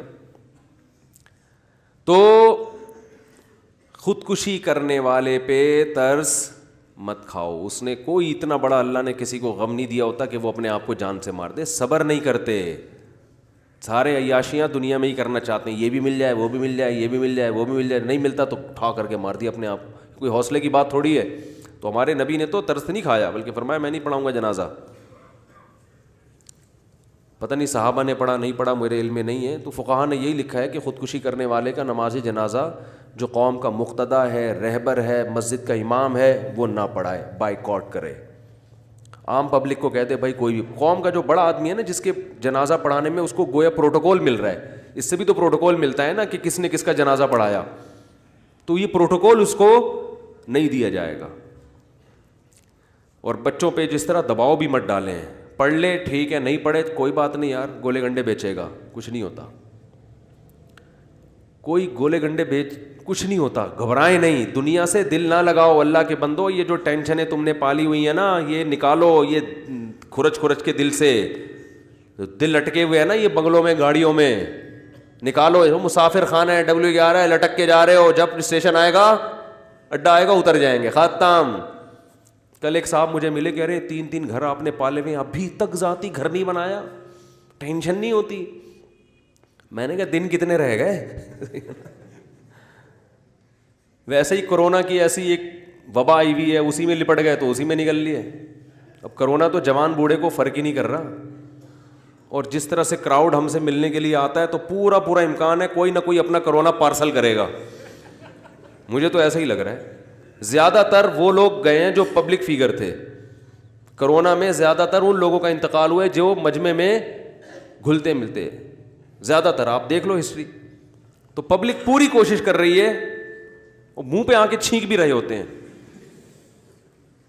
تو میں کہہ رہا ہوں یار ہم تو پھر بھی احتیاط کوشش کر رہے ہیں, لیکن پبلک تھوڑی احتیاط کرتی ہے. کل ایک صاحب آئے, منہ میں گھسے جا رہے ہیں بات کرنے کے لیے. میں کہہ رہا ہوں بھائی تھوڑا سا پیچھے ہو جاؤ یار. نہیں, گھسے جا رہے ہیں لوگ, پتہ نہیں کس طرح سے. سب نہیں ہوتے ایسے, لیکن بہت سے لوگ بات. ویسے بھی انسان کو عجیب سا لگتا ہے نا بھائی, تھوڑا سا 6 فٹ کا نہیں تو 1 فٹ کا تو رکھ لو. جو قدرتی فاصلہ ہوتا ہے وہ تو رکھو کم از کم. تو پتہ نہیں ہے بھائی کب مر جائیں. اور بہت زندہ رہ لیے تو کتنے رہ لیں گے, 60 سال 70 سال, رہ کتنا گیا. یہ ایسے بقرعید آتی ہے, عید آتی ہے, رمضان, ابھی رمضان گزرا تھا, پھر آگے رمضان آ جائے گا, ایسے تھوڑی چند دفعہ اور ہوگا. انا للہ و انا الیہ راجعون. آج جی حضرت مفتی طارق مسعود صاحب اس دنیا سے, دار فانی سے کوچ کر گئے. تو سب کے ساتھ ہوگا یہ کچھ.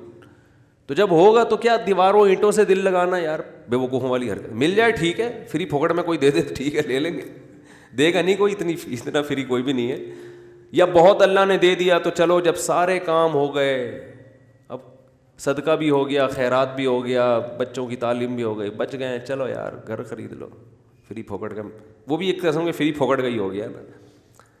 دنیا میں سب سے بڑا بے وقوف اور احمق وہ ہے جو دیواروں اینٹوں سے دل لگائے. یاد رکھو, یہ میں نہیں کہہ رہا, یہ حدیث کا مفہوم ہے. مسلمان کا پیسہ سب سے آخر میں تعمیر پہ خرچ ہوتا ہے, سب سے لاسٹ میں. اور ہمارے ہاں ابتدا کہاں سے ہوتی ہے؟ تعمیر سے. پیسہ آتا ہی سب سے پہلے دیوار اینٹیں پہ لگائے گا. مسلمان دنیا کو مسافر خانہ سمجھتا ہے, وہ کہتا ہے سفر میں جو کیش مزے ہیں وہ اڑا لو, ٹھیک ہے نا, جو کیش مزے ہیں. نبی نے کیا فرمایا؟ یقول العبد مالی مالی, انسان کہتا ہے میرا مال میرا مال. فرمایا تیرا مال صرف وہ ہے لبستہ, پہن لیا اور پرانا کر دیا, اکلتا کھا لیا, فافنیتا ختم کر دیا, بس. جو استعمال میں آ گیا, جو مزے استعمال میں آ رہے ہیں نا کیش, ان کو فوکس کرو. اچھا کھاؤ, استعمال میں آ جائے گا نا. اچھی سواری رکھو, یہ استعمال میں آ رہی ہے. بیوی اچھی رکھو, شریکہ حیات ہے, ٹینشن نہیں دے گی, ٹینشن ختم کرے گی. اچھے خاندان کی ہو, نہیں مل رہی. وہ میرا کلپ بہت چلا تھا نا, شکل وکل آج کل کوئی بھی نہیں دیکھ رہا, روکھڑا. موسیٰ علیہ السلام کے جو سسر تھے انہوں نے کہا تھا 10 سال بکریاں چراؤ گے تو بیٹی دوں گا. حضرت موسیٰ نے فرمایا قبول ہے. فرمایا کہ نہیں فرمایا؟ داغا دکنا. تو 10 سال بکریاں چرائیں, انہوں نے کہا کوئی بات نہیں, خاندانی رشتہ مل رہا ہے بھائی, اتنے بڑے بزرگ کی بیٹی مل رہی ہے جن کا قرآن میں اللہ تذکرہ کر رہا ہے. وہ حیا والی لڑکیاں ہیں. جاءت احداہما تمشی علی استحیاء, قرآن کہہ رہا ہے ایک بچی آئی موسیٰ علیہ السلام کو بلانے کے لیے, حیا کے ساتھ چلتی ہوئی, آنکھوں سے حیا جھلک رہی تھی, چال سے حیا. حضرت موسیٰ کو جب پیشکش ہوئی ہے کہ ایک بیٹی سے آپ کی شادی کروں گا, 10 سال بکریاں چراؤ, قال ذلک بینی و بینک, فرمایا یہ میرے اور آپ کے درمیان کیا ہو گیا؟ ایگریمنٹ, قبول ہے. ہمارے یہاں کا مکھنچو ہوتا 10 سال بکری, میں پاگل ہوں کیا میں, تو گھومتا رہتا کنواروں کی طرح, اور مل جاتی کوئی خاندانی نہیں ملتی پھر اس کو, وہی مل جاتی کوئی بازار میں گھوم رہی ہوتی بیچاری, کوئی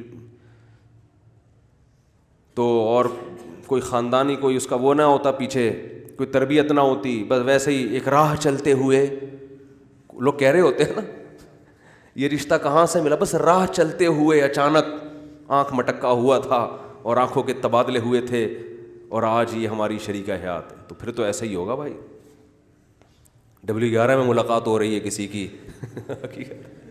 جنازوں پہ سیٹنگ ہو رہی ہے,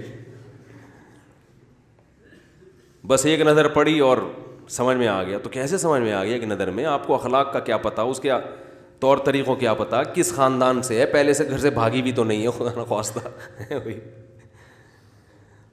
تو موسیٰ علیہ السلام نے 10 سال بکریاں چرائیں. خیر بات پھر کہاں چل رہی تھی, کدھر سے بار بار موضوع کو, آج رفیع بھائی بھی نہیں ہے, 2 منٹ ہم تھوڑا سا ختم, بس کدھر گیا, کیا کہہ رہا تھا میں, بات تو کہیں ٹھکانے تو لگاؤں ہیں, کس کی؟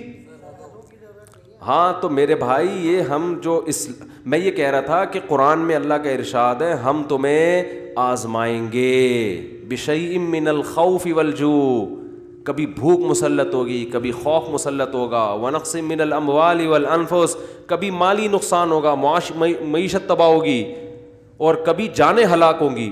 تو اس وقت جو وبا دنیا میں پھیل چکی ہے نا کووڈ-19 کے نام سے, اس میں یہ تمام ٹینشنیں جو اللہ نے قرآن میں ذکر کی ہیں ایک ہی ٹائم پہ انسانوں کو ان سے واسطہ پڑ رہا ہے. جانیں بھی ہلاک ہو رہی ہیں, معاشی ترقی بھی تباہ و برباد ہو رہی ہے, بے روزگاری لوگوں کی بڑھ رہی ہے. تو لوگ فون کر کے پوچھتے ہیں کیا کریں, بوکھلاہٹ کا شکار ہیں. بھائی ان بوکھلاہٹ میں غیر مسلموں کے پاس کوئی راستہ نہیں ہے سوائے ٹینشن میں آنے کا. ہمارے پاس راستہ ہے. وہ کیا ہے؟ قالوا انا للہ و انا الیہ راجعون. فرمایا اہل ایمان کہتے ہیں ہم اللہ کے غلام ہیں, ہم نے لوٹ کر اسی کی طرف جانا ہے. یہ دنیا مسافر خانہ ہے, رہنے کی جگہ نہیں ہے. کوئی کورونا کی لپیٹ میں جائے گا, کوئی ٹرک کے نیچے آ کے جائے گا, ٹھیک ہے نا, کوئی کسی بیماری سے جائے گا. جب رہنا ہی نہیں ہے تو کوئی جلدی جائے گا, کوئی تھوڑا لیٹ جائے گا. تو یہ اصل ہے ہی نہیں, اصل آخرت ہے. اور آخرت میں اجر کمانے کا طریقہ کیا ہے کہ اس آزمائش میں اللہ کو راضی کیا جائے, اس کا شکر ادا کیا جائے, ٹینشن زبردستی کی مسلط نہ کی جائے. تو ہم اللہ کے غلام ہیں, اس کو حق ہے ہمارے ساتھ جو سلوک کرے وہ ہم برداشت کریں گے تو کل قیامت میں اس کا اجر دے گا. تو اس لیے میرے بھائی اپنے آپ کو ڈپریشن سے, اسٹریس سے نکالو, احتیاط کرو. کرونا میں اتنی چھینکیں منہ پہ آ کے لوگوں کے چھینکنا یہ کوئی توکل کی بات نہیں ہے. اور ڈاکٹر کہتے ہیں, میں جو یہاں بیٹھ کے رپورٹیں پیش کرتا ہوں یہ گورنمنٹ کی نہیں ہوتی, ڈاکٹروں کی ہوتی ہیں. ایک دن ایک صاحب کہنے لگے وہی بات کر رہا ہے جو گورنمنٹ کر رہی ہے, اس کا مطلب گورنمنٹ کا پٹھو ہے. میرا کسی حکمران سے کوئی رابطہ, کوئی دوستی نہیں ہے, نام یاد نہیں ہوتے مجھے. ہم بالکل الحمدللہ لوگوں کے پاس اگر جاتے ہیں تو کوئی لالچ اور کوئی امید لے کر نہیں جاتے. تو یہ جو ہم آپ سے کہتے ہیں جس شعبے کا کوئی ماہر ہوتا ہے نا, اس کی معلومات آپ تک ڈیلیور کر رہے ہوتے ہیں. تو اس لیے ڈاکٹر حضرات یہ کہہ رہے ہیں کہ کووڈ-19 اب پاکستان میں پہلے سے زیادہ خطرناک شکل میں آیا ہے, معذرت کے ساتھ, سمجھ رہے ہو, اور ڈیتھ ریشو پہلے سے بولو بڑھ گیا ہے. اور آپ کی جنرل نالج کے لیے ایک بات یہ بتاتا چلوں, یہ ڈرانے کے لیے نہیں, احتیاط پلانے کے لیے, کہ بہت سے لوگ جو ہارٹ اٹیک میں مر رہے ہیں وہ ہارٹ اٹیک کے پیچھے کورونا کی ہسٹری ہوتی ہے. میں نے بار بار یہ بات بتائی ہے کہ بتایا جائے کہ یہ کورونا سے انتقال ہوا, لوگ کہتے ہیں نہیں نہیں نہیں نہیں, اس کو تو شوگر تھی, اس کو تو ہارٹ اٹیک تھا. بھائی وہ ڈاکٹروں سے جا کے پوچھو, وہ بتاتے ہیں کہ جو ہارٹ کا پیشنٹ ہے جب کورونا اس پہ اٹیک کرتا ہے تو مرتا وہ ہارٹ اٹیک سے ہی ہے. بسا اوقات ایسے ہوتا ہے, مرتا وہ کورونا سے نہیں ہے, مرتا کس سے ہے بولو نا, ہارٹ اٹیک سے. راحت اندھوری کا انتقال کورونا سے ہوا ہے. اور بھی بہت سارے علماء ہیں, ان کے نام لوں گا تو پھر ایک بحث چھوڑ, ان کے متعلقین میرے خلاف کلپ بنا بنا کے وہ شائع کر دیتے ہیں کہ ہمارے پاس تو رپورٹ ہے کورونا نہیں تھا. یہ تو پھر ایک نا سیاسی جنگ شروع ہو جاتی ہے. مخالفین کرونا اس کو ایک سیاست کا نام دیتے ہیں. بہت سارے علماء, 300-400 علماء کی لسٹ ہمارے پاس ہے, ہمارے استاذوں کے پاس ہے, کہ جن کا پاکستان میں اور انڈیا میں کورونا سے انتقال ہو چکا ہے. تو اس لیے تھوڑا احتیاط کر لو. یہ میں نہیں کہہ رہا بھائی ڈاکٹر, اور دیکھو پیغمبر ایک بات کہتے تھے کہ ہم جو تمہیں تبلیغ کر رہے ہیں اس میں ہمارا کوئی ذاتی نفع نہیں ہے. تو میں جو آپ کو کہہ رہا ہوں اس میں میرا کوئی 5 روپے بھی نہیں ملتے کہیں سے کہ گورنمنٹ آ کے کہے ماشاء اللہ یہ لو بھائی 20 روپے لے لو مولوی صاحب کہ آپ نے آج کورونا کے خلاف لوگوں کو اویئر کیا ہے. کچھ بھی نہیں ہے. اور اس میں علماء کی بات کا اعتبار نہیں ہوگا, ڈاکٹروں کی بات کا اعتبار ہوگا. لوگ کہہ رہے ہیں حضرت فلاں مفتی دامت برکاتہم نے ارشاد فرمایا کہ کورونا مورونا کچھ بھی نہیں ہے. میں کہتا ہوں یہ کورونا مفتیوں کی فیلڈ ہی نہیں ہے, یہ کس کی فیلڈ ہے؟ ارے بھائی کوئی مفتی صاحب کہہ رہے ہوں کہ نزلے میں یہ جوشاندہ پینا کوئی فائدہ نہیں ہے, تو بھائی مفتی صاحب آپ تو یہ بتاؤ کہ یہ جوشاندہ حلال ہے یا حرام ہے, اس کے اجزاء کیا ہے, یہ تو آپ کی فیلڈ ہے. تو کوئی مفتیوں کی رپورٹیں پیش کر رہا ہے, کوئی بزرگوں کے اقوال پیش کر رہا ہے ہمارے سامنے, کوئی سیاستدانوں کی باتیں کر رہا ہے کہ عمران خان نے بھی مان لیا کہ کورونا مورونا کچھ بھی نہیں ہے. بھائی جان عمران خان کیا چیف آف آرمی اسٹاف بھی اگر مینار پاکستان پہ کھڑا ہو کر کہے گا نا کہ کورونا مورونا کچھ بھی نہیں ہے, میں کہوں گا ڈاکٹر اگر انڈا موڑ پہ آ کے بتا دے گا میں اس کی مان لوں گا. چیف آف آرمی اسٹاف اگر مینار پاکستان پہ بھی کھڑا ہو کر اعلان کرے گا میں اس کی نہیں مانوں گا. یہ فیلڈ نہ چیف آف آرمی اسٹاف کی ہے, نہ یہ وزیر اعظم کی ہے, یہ فیلڈ کس کی ہے؟ ڈاکٹروں کی ہے. تو جو ایکسپرٹ ڈاکٹر ہیں ان کی رپورٹیں پیش کر رہا ہوں میں. اور زندگی کا یہ دستور بنا لو کہ جو جس فیلڈ کا ماہر ہے اس میں اسی کے کو فالو کرنا ہے, اس کے علاوہ کسی اور کو فالو نہیں کرنا. یہ بڑی مصیبت ہے. فتوے میں انجینئر کو اور پروفیسروں کو فالو کیا جا رہا ہے. ڈاکٹروں نے تفسیریں بھی لکھی ہوئی ہیں. میڈیکل سائنس کا ڈاکٹر ہے, لکھ کے آ رہا ہے تفسیر. ابے بھائی تو چھوڑ دے یہ کام, یہ تمہاری فیلڈ نہیں ہے. تو ہر آدمی پاکستان میں ہر ایک کی فیلڈ میں کیا کر رہا ہے؟ ٹانگ اڑا رہا ہے. یہ دنیا میں کہیں نہیں ہوتا. تھوڑا تھوڑا ہوتا ہے، یہ یہاں بہت زیادہ ہو رہا ہے. اللہ تعالیٰ ہماری حفاظت فرمائے. دائیں بائیں بہت چلے گئے, تھوڑا لیٹ بھی ہو گئے, رفیع بھائی کے نہ ہونے کا فائدہ اٹھایا. مفتی صاحب میرے شوہر بات بات پر فحش گالیاں دیتے ہیں, آپ کی باتیں بہت سنتے ہیں, آپ ان کو منع کریں. کہ انہوں نے تو پوری گالیاں لکھی ہوئی ہیں. مفتی صاحب ہمارے لیے دعا کریں, ہمارے اولاد بھی ہو جائے. بچے پیدا ہو کے مر جاتے ہیں, اللہ تعالیٰ زندگی دے آپ کی اولاد کو, نیک صالح اولاد دے. باقی جو میاں گالیاں دیتے ہیں تو وہ معین اختر کا پروگرام سن لیں, خاتون سن لیں, ان کو اندازہ ہو جائے گا. وہ ہے نا کہ ماموں گالیاں دیتے ہیں, تو وہ حالات ایسے چل رہے ہیں اصل میں. باقی گالیاں دینا اچھا کام نہیں ہے بھائی, میاں کو چاہیے گالیاں نہ دیں, بری بات ہے. آپ صلی اللہ علیہ وسلم کے بارے میں حدیث میں آتا ہے, ما کان النبی صلی اللہ علیہ وسلم فاحشا ولا متفاحشا, نہ آپ طبیعت کے لحاظ سے بے حیا تھے اور نہ زبان میں آپ کے فحاشی تھی. تو آج کی گالیاں بھی ایسی فوش آ گئی ہیں مارکیٹ میں, تو صبر کرنا. اچھا, جس کو گالیوں کی عادت پڑ جائے نا, وہ پھر آرام سے چھوٹتی نہیں ہے. اس کو عجیب سی گھٹن محسوس ہوتی ہے, سانس گھٹ رہا ہوتا ہے جب تک منہ سے گالی نہ نکلے اس کی. تو اس کا طریقہ حقیقت ہے. ایک صاحب کو میں نے کہا, کہہ رہے یار پتہ نہیں گھٹ کے مر جاؤں گا میں, ایک دم گھٹنے لگتا ہے, سانس گھٹتا ہے. گالی جتنی پاورفل ہوتی ہے سانس اسی طرح سے بحال ہوتا ہے ان کا. حقیقت ہے, جن کو عادت پڑ جائے نا ان کے ساتھ ایسا ہوتا ہے. تو پھر اس میں یہ کہ صدقہ کیا کریں. جب بھی زبان سے گالی نکلے اپنے اوپر کوئی جرمانہ رکھیں کہ اتنے پیسے صدقہ کروں گا. اس سے انشاءاللہ آہستہ آہستہ گالیاں کم ہو جائیں گی. گالیاں کم نہ بھی ہوئیں تو صدقے کا ثواب تو بڑھ جائے گا نا. تو قیامت کے دن ادھر ایک موٹی سی گالی ہوگی ایک ترازو کے پلڑے میں, دوسرے پلڑے میں ایک رقم, تو ہو سکتا ہے کچھ بیلنس ہو جائے, ٹھیک ہے نا, برابر ہو جائے. تو صدقہ کیا کریں, اس طرح سے گالی چھوٹتی ہے. نکاح کے وقت لڑکے کے لڑکی پر اور لڑکی کے لڑکے پر کیا حقوق ہیں؟ تو پورا معاشرتی علوم کا سوال ہے بھائی, اتنا لمبا. میاں بیوی میں ناراضگی کی وجہ سے 21 سال کے بعد کیا وہ ایک ہی گھر میں رہ سکتے ہیں؟ کیوں نہیں رہ سکتے بھائی؟ جب تک طلاق نہیں ہوگی 22 سال ناراض رہیں, 23 سال ناراض رہیں, وہ الگ نہیں ہو سکتے. ویسے 21 سال ناراض رہنا بڑی ہمت کی بات ہے. ان سے سیکھنا چاہیے حوصلہ, دونوں سے ورکشاپ کروانی چاہیے ان کو کہ 21 سال ناراضی میں کیسے سروائیو کیا انہوں نے, ماشاءاللہ.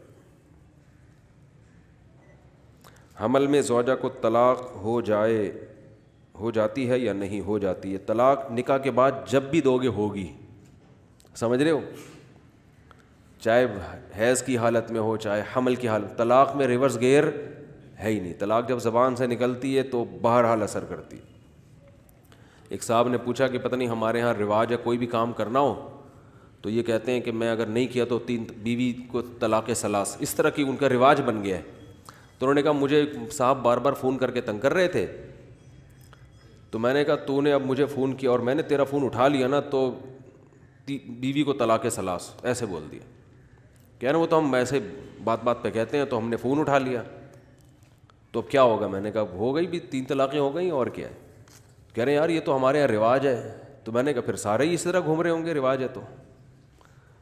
آپ نے اگر یہ کہا میں نے فلاں کا فون اٹھا لیا تو بیوی کو 3 طلاقیں, تو اس کا مطلب ہے کہ فون اٹھانے سے آپ نے طلاق کو معلق کر دیا ہے. فون اٹھائیں گے تو طلاق ہوگی. سمجھتے ہو گے نہیں سمجھتے؟ تو یہ اپنی جانوں پر رحم کرو. کچھ اور کہہ دیتے, فون اٹھا لیا تو میں یہ کر دوں گا, میں یوں کر دوں گا. درمیان میں طلاق کے لفظ کو لانے کی کیا ضرورت ہے؟ مفتی صاحب آج کل دیندار لڑکیاں بہت مشکل سے ملتی ہیں, اگر کوئی دیندار لڑکی نہ ملے تو اس صورت میں بے دین سے شادی کر سکتے ہیں؟ شادی تو یہودی اور عیسائی لڑکی سے بھی جائز ہے, مجبوری میں کر سکتے ہیں زنا سے بچنے کے لیے. لیکن ایک بات یاد رکھو, بے دینوں کی بھی 2 قسمیں, ایک خاندانی اور ایک غیر خاندانی. بعض لڑکیاں بے دین ہوتی ہیں مگر اچھے خاندان سے تعلق رکھتی ہیں, ان سے جب نکاح ہوتا ہے تو تمیز سے عزت سے بات کی جائے تو ان کی کھوپڑی میں بات آ جاتی ہے, سمجھ لیں, بچوں کی تربیت اچھی ہو جاتی ہے. اور بعض دیندار ہوتی ہیں مگر وہ لیبل ہوتا ہے دینداری کا, تو وہ ایک ٹینشن بن جاتی ہیں. تو دینداری کی جب بات ہوتی ہے نا تو اس میں سب چیزیں داخل ہوتی ہیں, صرف پردہ نہیں داخل ہوتا. تو حیا کو پہلے فوکس کیا کرو, لڑکی بدتمیز نہ ہو. بدتمیز عورت کا کسی کے ساتھ گزارا نہیں ہوتا, وہ ہر چیز میں ٹانگ اڑائے گی, ٹھیک ہے نا. تو یہ سب بہت ساری چیزیں دیکھی جاتی ہیں نکاح میں. سب سے پہلے اس کا خاندان اور اس کے اخلاق دیکھنے چاہیے کہ تمیز ان کے خاندان میں بڑوں کا ادب تمیز ہے یا نہیں. اگر نہیں ہے تو آپ کا بھی نہیں ہوگا, بس یہ دماغ میں رکھنا. اگر وہ اپنے باپ سے اور ماں سے تمیز سے بات نہیں کرتی تو اب آپ بھول جاؤ. عام طور پر, قاعدہ کلیہ نہیں ہے لیکن عام طور پر ایسا ہوتا ہے. قربانی کے جانور میں حقیقے کی حصہ ڈال سکتے ہیں یا نہیں ڈال سکتے ہیں. مفتی صاحب آپ مصر کب جائیں گے؟ میں نے آپ کے بیان میں سنا تھا آپ جلدی جائیں, کوہ طور کی زیارت کرائیں. ہمارا مصر کا سفر تھا, کینسل ہو گیا. یہ کرونا آ گیا, بہت سارے سفر کینسل. یہ تو شکر کرو کینسل ہو گیا تو یہاں بیٹھے ہوئے ہیں, تو آپ کے پاس بیٹھے ہوئے ہیں. ورنہ یہ سال تو میرا پورا آؤٹ آف کنٹری سفروں میں طے تھا. کرونا نے تمیز سے ہمیں گھر بٹھا دیا. مفتی صاحب کئی بار کہہ چکا ہوں کہ جمعے کا خطبہ ریکارڈ ویڈیو کروائیں. اچھا, کئی بار اور کہیں آپ. میری 2 والدہ ہیں, ایک نے مجھے جنم دیا, دوسری نے مجھے پالا ہے, یعنی سوتیلی والدہ. تو زیادہ حق کس کا ہے؟ میں ایک کی خدمت کرتا ہوں تو دوسری ناراض ہو جاتی ہے, گھر چھوڑ کے چلی جاتی ہے. میں دونوں کی خدمت کرنا چاہتا ہوں, پلیز مجھے بتائیں اس کنڈیشن میں کیا کرنا ہوگا. بڑا خاندانی ہے ماشاء اللہ بھائی, دونوں کی خدمت کرنا چاہتے ہیں. اصل حق تو پہلا اس کا ہے جس نے جنا ہے آپ کو, جس نے بچپن میں پالا, اس کا بھی حق ہے, لیکن دوسرے نمبر پہ, کیونکہ اولو الارحامی بعضهم اولا ببعض فی کتاب اللہ. اللہ کے ہاں جو بلڈ ریلیشن ہے اس کی ویلیو, بولو بھائی, زیادہ. دیکھو آپ کا ایک دوست ہے جس نے آپ کی بہت خدمت کی, اور ایک بھائی ہے جس نے آپ کی بالکل بھی خدمت, بولو نا, نہیں کی. مرو گے تو وراثت کس کو ملے گی؟ بھائی کو, دوست کو نہیں ملے گی. کیوں؟ Blood relation. گورے اس کے قائل نہیں ہیں, بلڈ ریلیشن ان کے یہاں ٹوپی ڈرامہ ہے یہ سب, سسٹر بردر, وہ بس ڈکشنری میں رہ گیا ہے, اتنی ویلیو نہیں ہے ان کے یہاں. اسلام میں سب سے پہلا کیا ہے؟ بولو نا, خونی رشتہ نا. یہ اسلام بھائی, دونوں کا بلڈ ایک ہے, ماں ایک ہے, باپ ایک ہے, تو یہ بھائی کا رشتہ پہلے ہے. تبھی اسلام وراثت بھی اس کو دیتا ہے, ولی بھی اس کو بنائے گا,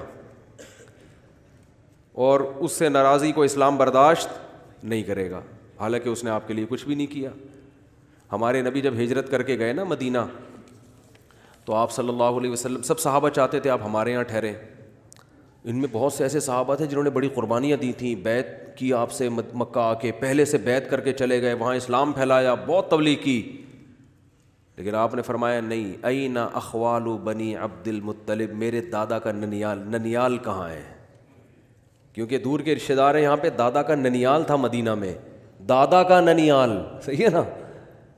فرمایا وہاں ٹھہروں گا میں, کیونکہ جب میرے رشتہ موجود ہے رشتہ دار, تو میں غیر رشتہ داروں کے, بولو نا, نہیں ٹھہروں گا. سمجھتے ہو کہ نہیں سمجھتے؟ تو دیر آر 2 types آف رشتہ دارز. آج کل دیر آر 2 types سے بہت سارے مسائل حل ہو رہے ہیں. رشتہ داروں کی کتنی قسمیں ہیں؟ بولتے کیوں نہیں بھائی؟ 2, ایک نسبی اور ایک سسرالی, جن کو ہم پیار سے اسرائیلی کہتے ہیں, کیونکہ ان کا سلوک ایسا ہی ہوتا ہے جیسے اسرائیلیوں کا فلسطینیوں کے ساتھ سلوک ہے. وہ سسرال والے جن کو کہتے ہیں نا. تو دونوں کا رشتوں کا اللہ نے قرآن میں ذکر کیا ہے. تو پہلا نسبی رشتہ ہوتا ہے, دوسرا سسرالی. حضرت معاویہ نبی صلی اللہ علیہ وسلم کے برادر نسبتی, حضرت ابو سفیان نبی صلی اللہ علیہ وسلم کے سسر تھے. ابو داؤد کی حدیث ہے, ان احق الذی اکرم بہ الرجل ابنتہ او اختہ, سب سے زیادہ قابل احترام وہ ہے جس کی بیٹی یا بہن تمہارے نکاح میں ہو. تو اس حدیث کی روشنی میں ہمارے نبی کے لیے حضرت ابو سفیان بہت زیادہ قابل احترام, حضرت معاویہ بہت زیادہ قابل احترام. تو اگر کسی کی بہن میرے نکاح میں ہے تو اسلام مجھے حکم دے رہا ہے کہ میں اس کی عزت کروں. کسی کی بیٹی میرے نکاح میں ہے تو اسلام داماد کو حکم دے رہا ہے اپنے سسر کو کیا دے؟ عزت. تو یاد رکھو, کسی کی بہن بیٹی پیغمبر کے نکاح میں ہوگی تو پھر آپ اگر اس پیغمبر پر ایمان رکھتے ہو تو آپ کے لیے اس پیغمبر کے ان برادر نسبتی اور سسر کے لیے نازیبا کلمات استعمال کرنا یہ قیامت کے دن گلے پڑ جائے گا. سمجھتا ہے کہ نہیں سمجھتا؟ تو اسلام میں ان رشتوں کا بڑا پاس. سسر سے بہو کیوں نکاح نہیں کر سکتی؟ اللہ اس کو فادر بنا دیتے ہیں, صرف کاغذ میں نہیں, کچھ یعنی اس کو ایسا اس کا رشتہ قائم کر دیا کہ اب قیامت تک نکاح نہیں ہو سکتا, باپ بنا دیا اللہ نے اسے. تو یہ دونوں قسم کے جو رشتے ہیں نا, نسبی اور سسرالی, جن کو انگلش میں ان لاز کہتے ہیں. اسلام میں ان دونوں کی بہت بولتے کیوں نہیں بھائی, کیا ہو گیا, ویلیو. البتہ جب ان میں ٹکراؤ ہوگا تو پھر نسب کو اہمیت کو زیادہ فضیلت. اب یہ جو آپ کی سوتیلی والدہ ہیں, یہ آپ کی سسرالی رشتہ ہے آپ سے. والد صاحب کی اہلیاں ہیں تو سسرالی رشتہ ہو گیا نا بھائی. والد صاحب کی کیا ہیں, بلڈ ریلیشن تو نہیں ہے لیکن ان کی اہلیاں ہیں, تو یہ آپ کی ماں کہلائیں گی, سوتیلی ماں. اور ایک وہ ہیں جنہوں نے آپ کو جنا ہے. تو جس نے جنا ہے اسلام میں اس کی حیثیت تھوڑی زیادہ نہیں بلکہ بہت زیادہ ہے. اس کا تو بہت حقوق قرآن نے بیان کی. ہاں یہ ضرور ہے کہ دوسری ماں نے بھی آپ کی بچپن میں خدمت کی ہے تو آپ اس کو بھی ماں کا درجہ دیں, لیکن جب دونوں ماؤں میں ٹکراؤ ہوگا تو پھر جس نے جنا ہے اس کو, اس کے حق کو آپ کو ترجیح دینی پڑے گی. بات سمجھ میں آ رہی ہے کہ نہیں آ رہی؟ مثلاً برادر نسبتی بھی ہوتا ہے اور سگا بھائی بھی ہوتا ہے.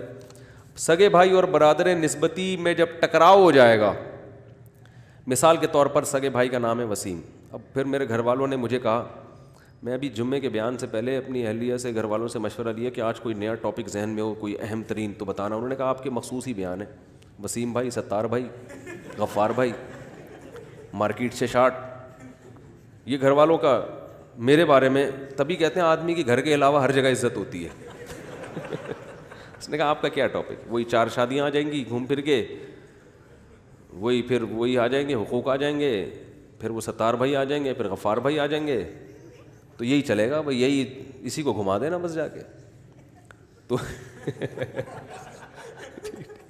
کیا بات کر رہا تھا میں, آپ کا ایک بھائی ہے ستار نام ہے ان کا, ایک کا نام کیا ہے, اور بردر ان لا کا نام کیا ہے, غفار. دونوں کی اہمیت ہے بھائی, دونوں کو عزت دو. لیکن جب دونوں میں ٹکراؤ ہوگا, ستار بھائی نے صبح 8 بجے ناشتہ رکھا آپ کا, بیٹ بھائی تو میرا بھائی ہے, آج ناشتہ تو نے, ناشتے کی دعوت کوئی نہیں کرتا, ڈنر پہ لوگ بلاتے ہیں, ڈنر ہی ٹھیک ہے.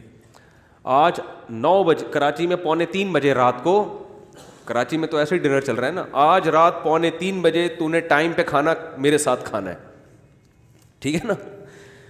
غفار جو ہے آپ کے برادر نسبتی, انہوں نے بھی کہا کہ کھانا آپ نے 3 بجے, 2:45 بجے میرے ساتھ کھانا ہے, اور دونوں نے ٹھان لی ہے, ٹائم آگے پیچھے کرنے کے لیے تیار ہی نہیں ہے. تو ایسے موقع پہ اسلام, اور دونوں نے کام ناراض ہو جائیں گے, تو ایسے موقع پہ اسلام کہتا ہے بھائی جب ٹکراؤ ہو رہا ہے تو پھر سگے بھائی کو ترجیح دو, ٹھیک ہے نا. جب تک ٹکراؤ نہ ہو تو پھر سب کی عزت کرو. ہاں پھر ایک ہے دوست نے آپ کی دعوت کی رات کراچی میں 2:45 بجے. لاہور والے یا پنجاب والے حیران ہوں گے 2:45 بجے کون کھانا کھاتا ہے. اب کراچی میں آؤ, 2:45 بجے رات کا کھانا کھایا جاتا ہے, اور یہ جلدی جو لوگ کھاتے ہیں ان کی بات کر رہا ہوں, حقیقت ہے. صبح ناشتہ 2 بجے ہوتا ہے کراچی میں, میرا نہیں ہوتا لیکن لوگ کراچیوں میں یہی سیٹ اپ چل رہا ہے, اور یہ اب ماڈرن ہونے کی علامت ہے. یہ جو ہے نا مغرب کے بعد کھانا کھا لینا, یہ گھٹیا قسم کے لوگ ہوتے ہیں, بہت ہی نیچ گاؤں دیہاتوں کے, بالکل ان کو ایجوکیشن چھو کے بھی نہیں گزری ان کے پاس, وہی گٹر کے ڈھکن کھلے ہوئے. اور یہ اس علاقے کے لوگ ہوتے ہیں جو مغرب کے بعد کھانا کھا کے عشاء کے بعد سو جاتے ہیں, اور صبح فجر میں اٹھ کے پاگلوں کی طرح ناشتہ کر رہے ہوتے ہیں. ٹھیک ہے, اب یہ کیا سمجھا جاتا ہے, یہ ان پڑھ جاہل لوگوں کا کام. پڑھے لکھے لوگ صبح 2 بجے سے پہلے نہیں اٹھتے. صبح پولیس ان کو آ کے اٹھاتی ہے 2 بجے, ورنہ وہ نہیں اٹھتے. پھر وہ ناشتہ کرتے ہیں, پھر وہ اپنے کام دھندے پہ, بزنس پہ جاتے ہیں, اور پھر دوپہر کا کھانا مغرب کے بعد اور رات کا کھانا 2:45 بجے کھا کے early in the night so جاتے ہیں. یہ فیشن چل رہا ہے, حقیقت ہے. تو ہمارے ایک دوست تھے گاؤں دیہات سے آئے, وہ یہاں کراچی میں کسی کے یہاں ٹھہرے, تو فجر کے بعد اٹھ کے وہ سب بیٹھ گئے, فجر کی نماز پڑھی بیٹھ گئے. کہہ رہے وہ نماز پڑھ کے پھر سارے سو گئے. کہہ رہے ہم بیٹھے ہوئے ہمیں نیند ہی نہیں آ رہی, اور کہہ رہے وہ ہمیں بیوقوف سمجھ رہے کہ ان کو کیا ہو گیا سونے کے ٹائم پہ یہ کیا کیا, یہ جاگے ہوئے کیوں ہیں. ہم ایسے حماقت سے دیکھ رہے تھے. تو یہ ہو رہا ہے مارکیٹ میں, وہی ہے نا مارکیٹ شاپ, یہ سب چیزیں آتی رہتی ہیں. تو بھائی جو آپ کی سچی مچی کی امی ہیں وہ بھی ہیں سچی مچی کی, لیکن ان کو شریعت میں پہلے جس نے جنا ہے اصل اس کا حق ہے پہلے. مفتی صاحب میں نے آپ کو بیان سن کر 4تھی شادی کی ہے, لیکن میری بیوی نے میرا جینا حرام کر رکھا ہے. کہتی ہے میں کہاں آ گئی, میں کیا کروں. سب کی بیویوں نے ایسے موقع پہ یہی کیا ہوا تھا. تو آپ بھی تو دوسری نہیں چوتھی کر رہے ہو یار. اب بھی وہ ہمارے, میں نے جب دوسری شادی کی نا, چلو اپنا ہی بتا دیتا ہوں یار, تو میں بہت ٹینشن میں آ گیا تھا نا. ظاہر ہے ری ایکشن ٹائٹ خاندانی قسم کا ری ایکشن ہوتا ہے. تو اتنی ٹینشن تھی کہ بس میں بتا نہیں سکتا. میں پورے واقعات بتاؤں گا تو سسرال والے بھی ناراض ہو سکتے ہیں نا. تو میں اپنے ایک بڑے استاذ کے پاس پہنچ گیا اس ٹینشن میں. میں نے کہا بہت بڑی مصیبت میں, چوڑے میں آ گیا ہوں میں, ٹائٹ والا. تو انہوں نے مجھ سے کہا ہوا کیا ہے؟ میں نے کہا دوسری شادی کی ہے. انہوں نے کہا پہلی میں کوئی خرابی تھی؟ میں نے کہا نہیں, اچھی بھلی میری ماشاء اللہ. کہنے پہلا سسرال کا سلوک غلط تھا. میں نے کہا نہیں بھائی ٹھیک ٹھاک اچھے لوگ ہیں. تو کہنے لگے پیسہ بہت زیادہ آ گیا تھا آپ کے پاس. میں نے کہا نہیں نارمل جیسے ہوتا ہے لوگوں کے پاس. کہہ رہے ہم بے وقوف ہیں. ان کے ہی الفاظ ہیں, ان کے ہی الفاظ ہیں. کہہ رہے تم ہمارے شاگرد, کل کے بچے, ہمارے پاس پیسہ تم سے زیادہ, اور ان کی صحت بھی مجھ سے بہت ڈبل اچھی. میں تو اس وقت بہت باریک تھا, آپ لوگوں نے تو میرا ماضی نہیں دیکھا. میں تو 2013 کے بعد تھوڑا سا میرا جسم پہ گوشت آیا, ورنہ تو میں ایسے باریک, پتلا نہیں باریک تھا.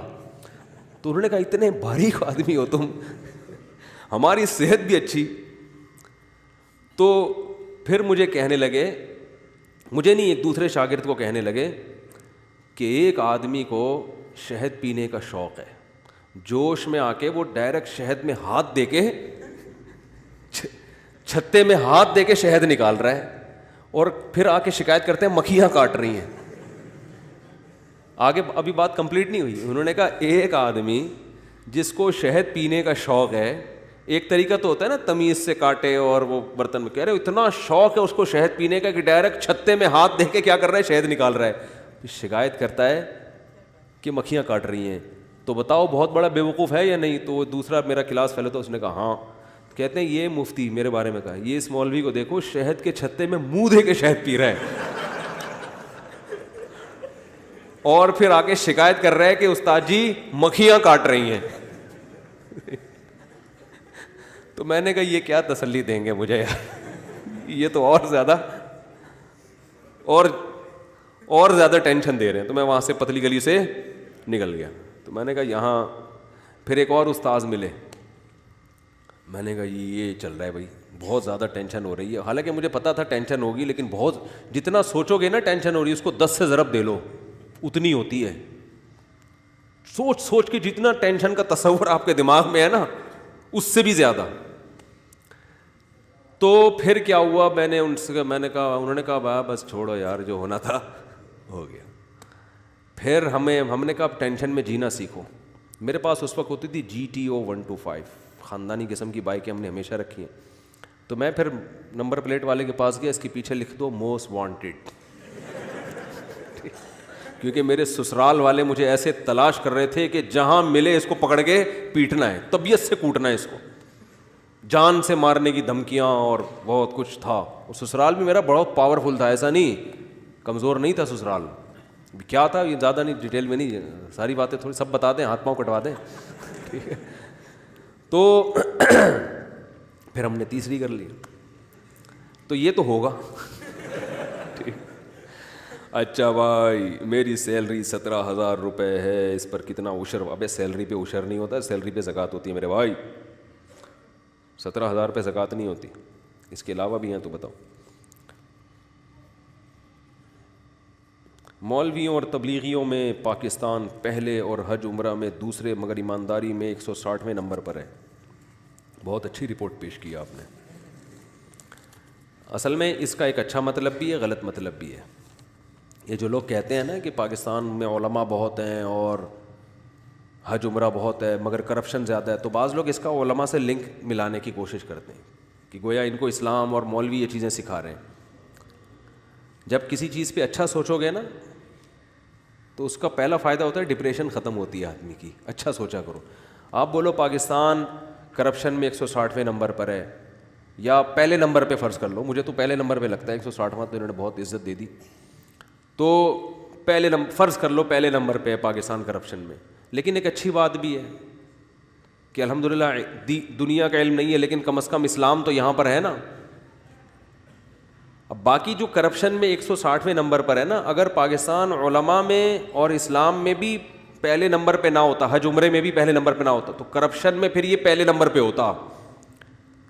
جو اسلام اور حج عمرہ ہے نا, اس نے کسی حد تک کرپشن پہ قابو پایا ہوا ہے, کیونکہ یہاں جو کرپشن ہے وہ لا قانونیت کی وجہ سے ہے. اسلام اس کا ذمہ دار نہیں ہے, عدالتوں میں اسلام ہے ہی نہیں, لا قانونیت ہے. لوگوں کی پریکٹیکل لائف میں جتنا اسلام ہے نا, اسی نے ان کو کرپشن سے روکا ہوا ہے. اگر یہ حج عمرے بھی آپ نکال دو گے تو پاکستان کرپشن میں پہلے نمبر پہ آ جائے گا. نہیں آ رہی بات سمجھ میں؟ تو آپ کے ملک میں ایک ہی خوبی ہے اسلام, علماء کی کثرت, حافظوں کی کثرت, علماء کی کثرت, قاریوں کی کثرت, حج عمرے کی کثرت. یہی خوبی ہے جس نے 160ویں نمبر پہ لا کے اور آپ کو روک دیا ہے. ٹھیک ہے نا, یہ خوبی بھی اگر ختم ہو گئی تو یہ پہلے نمبر پہ جائے گا. تو ہمارے ہاں اگر کوئی خوبی ہے تو مذہب کی وجہ سے ہے, قانون کی وجہ سے نہیں ہے, کیونکہ جو قانون کے علم بردار ہیں سب سے زیادہ کرپٹ وہ ہیں, سب سے زیادہ کرپشن بولو نا ان میں ہے. تو ان کی وجہ سے کرپشن آ رہی ہے, علماء کی وجہ سے نہیں آ رہی ہے کرپشن. آپ دیکھ لو نا, جو نیب کے ادارے کو جا کے دیکھ لو, اس میں کیا کچھ ملے گا آپ کو, اور پولیس کے محکمے کو دیکھ لو تو پتہ چل جائے گا آپ کو. تو جو کرپشن ختم کرنے والے ادارے, حکمران سیاسی لیڈروں کو دیکھ لو, ارے جو سیاسی لیڈر ہیں سب سے زیادہ کیسز انہی کے اوپر ہیں کرپشن کے, جو بہت سے ثابت بھی ہو چکے ہیں. تو یہ کرپشن ان کمبختوں کی وجہ سے ہے, یہ حج عمرے کی وجہ سے نہیں ہے. سمجھ میں آ رہی ہے بات کہ نہیں آ رہی ہے؟ کافی ہے میرا خیال ہے, اتنا کافی ہے آج کے لیے. عورت مسواک کر سکتی ہے, جلدی اب میں ساشے پیش کروں گا جواب کے. اگر امام بن کر نماز پڑھائیں تو کیسے پڑھائیں, اتنی تفصیل سے پھر کسی وقت بتائیں گے. اہل حدیث کہتے ہیں کہ اگر تم لوگ غیر مسلم ہوتے تو اپنے باپ دادا کے طریقوں کو نہیں چھوڑتے اور اسلام کی طرف آتے, اس کا کیا جواب ہے؟ تو بھائی اہل حدیث میں جو اہل حدیث گھرانے میں پیدا ہوئے وہ بھی اسی وجہ سے اہل حدیث ہیں, ان کے ابا کیا تھے؟ اہل حدیث ہیں. تو ان کو بھی ہٹاؤ پھر یہاں سے. اور صحابہ کی جو اولادیں تھیں وہ تو اس لیے مسلمان تھیں کہ ان کے والدین کیا تھے؟ مسلم تھے. سمجھتے ہو کہ نہیں سمجھتے؟ تو انسان اپنے باپ دادا کے دین پر چلتا ہے, یہ اس کی نیچر ہے, لیکن اس کو یہ دیکھنا ہے کہ باپ دادا ٹھیک تھے یا غلط تھے. اگر ٹھیک تھے تو انہی پہ چلتا رہے, ان کو چھوڑنے کی ضرورت نہیں ہے. باپ دادا کو ہمیشہ غلط قرار دینا اگر یہ ہے تو پھر جو اہل حدیث گھر میں جو پیدا ہوئے ہیں اور وہ اس وجہ سے اہل حدیث ہیں تو پھر وہ بھی غلط ہو گئے. کیا خیال ہے؟ یعقوب علیہ السلام نے کہا تھا نا, یوسف علیہ السلام نے کہا تھا واتبعت ملۃ آبائی, میں اپنے باپ دادا کے دین پہ چلتا ہوں, ابراہیم اسحاق. تو چونکہ برحق تھے تو باپ دادا کا حوالہ دینا بھی ٹھیک ہے. پھر تو ہمارے باپ دادے الحمدللہ صحیح دین پہ چلتے رہے ہیں. سمجھتے ہو گے نہیں سمجھتے؟ تو ہم اس لیے ان کو فالو کر رہے ہیں, ہمیں فخر ہے, ہم چاہتے ہیں ہمارا حشر بھی ہمارے باپ دادوں کے ساتھ ہو قیامت کے دن. ہمارے روحانی باپ دادے بھی خاندانی, جسمانی باپ دادے بھی خاندانی. روحانی باپ دادے مفتی رشید احمد صاحب, ان کے شیخ مولانا عبد الغنی پھول پھوری رحمۃ اللہ علیہ, جب قرآن کی تلاوت کرتے تھے گریبان کھول لیتے تھے. ایسا اللہ کی محبت میں ان کی کیفیات ہوتی تھیں, شدید سردی میں بھی گریبان کھول کے تلاوت کرتے تھے. ایسا اللہ کی محبت, ایسی قرآن کی عشق اللہ نے ان کو دیا تھا. ذکر اتنی کثرت سے, لاکھوں مرتبہ ذکر اللہ, اور ذکر کے وقت عجیب کیفیت. میرے شیخ تہجد میں 5 پارے تلاوت کیا کرتے تھے, یہ اہل حق لوگ تھے. پھر عبد الغنی پھول پھوری کے شیخ تھے حضرت مولانا اشرف علی تھانوی رحمۃ اللہ علیہ, جن کو مجدد کہا جاتا ہے ہندوستان میں. اولئک آبائی فجئنی بمثلہم, یہ ہے میرے باپ دادے, تو بھی ذرا ان جیسے باپ دادے مارکیٹ میں لا کے دکھا. اذا جمعتنا یا جریر المجامع, اے جریر جب ہمیں کسی میدان میں جمع ہوں, کسی اجتماع میں, تو یہ میرے باپ دادے ہیں, تو بھی ذرا اپنے باپ دادے لا کے دکھا. نہیں آ رہی بات سمجھ میں؟ بہت سے لوگوں کے مارکیٹ میں روحانی باپ دادے ہیں ہی نہیں. ٹھیک ہے نا. میرا ایک بیان ہے, شارٹ کلپ ہے, بابوں کے بغیر دین, وہ لازمی سنو. یہ جو کہتے ہیں نا بابوں کو نہیں مانتے, بابوں کے بغیر دین, وہ لازمی سنو. میرے چینل ہے مفتی طارق مسعود اسپیچز, اس پہ وہ شارٹ کلپ چلا ہے, بابوں کے بغیر دین. یہ جو بابا لہ زندگی ہے نا, یہ نہیں ہے اسلام میں. آپ کے روحانی بھی ہوتے ہیں, جسمانی بھی. جسمانی باپ دادا میں میرے والد صاحب تھے, پاکستان نیوی میں تھے, اتنی بڑی داڑھی, 3 سال شپ میں نماز پڑھائی, حافظ و قرآن تھے. ان کے والد تھے محمد شفیع خان, ہندوستان میں, جنہوں نے جو ہے نا الحمدللہ آج بھی ان کی عزت ہے سنسارپور میں. ان کے والد تھے محمد خلیل خان ان کے والد تھے محمد احمد خان، جو جہاں تک ہمیں معلوم ہے. تو آپ محمد شفیع خان کو جا کے دیکھیں، آج بھی ہندوستان میں لوگ ان کو عزت سے الحمدللہ بولتے کیوں نہیں بھائی، یاد کرتے ہیں. سینکڑوں ہزاروں بچوں نے قرآن حفظ کیا ان سے، 60 سال ایک مدرسے میں بیٹھ کے پڑھایا ہے. آج دین کی جتنی بڑی خدمت آپ کو ماضی میں ملے گی سب حنفیوں نے کی ہے. افغانستان میں جہاد کون کر رہا ہے؟ سارے حنفی ہیں، سب کے سب ٹوٹل حنفی ہیں. میں نہیں کہہ رہا کہ حنفیوں کے علاوہ کوئی جنت میں نہیں جائے گا، لیکن آپ نے جو حنفی کا فقہ حنفی کا جو تصور پیش کیا ہے نا کہ یہ گمراہ، تو سارے دین کی خدمت تو اللہ ختم نبوت کی بنیاد کس نے رکھی ہے؟ حنفیوں نے. عدالتوں میں کیس کس نے لڑائے؟ حنفیوں نے. کتابیں کس نے لکھی ہیں؟ عرب علماء تو علماء حنفیہ سے سیکھ کے جاتے تھے. آپ کے حرمین کے قاریوں میں اکثر پاکستانی قاریوں کے شاگرد ہیں، اور وہ پاکستانی قاری سارے حنفی تھے. اب ان کے ہاں پہلے تو یہاں سے چندہ ہو کے جاتا تھا حرم میں جب غربت تھی. حرم کے کسی قاری کا آپ نسب لے جا کے دیکھیں گے نا، قرات میں سرائی کی قاری ملیں گے آپ کو، پنجابی قاری ملیں گے، پٹھان قاری ملیں گے آپ کو. قرات کا علم یہاں سے گیا ہے میرے بھائی، نا ہندوستان کے علماء نے. تو بہت ساری چیزیں ہیں. میں نفی نہیں کر رہا دوسروں کی کہ دوسرے ان سے کوئی کام ہی نہیں اللہ نے لیا، یہ نہیں کہہ رہا میں. لیکن جس فقہ کو آپ صبح شام برا بلا کہتے ہو، دنیا میں بڑے بڑے کام سارے کس نے کیے ہیں؟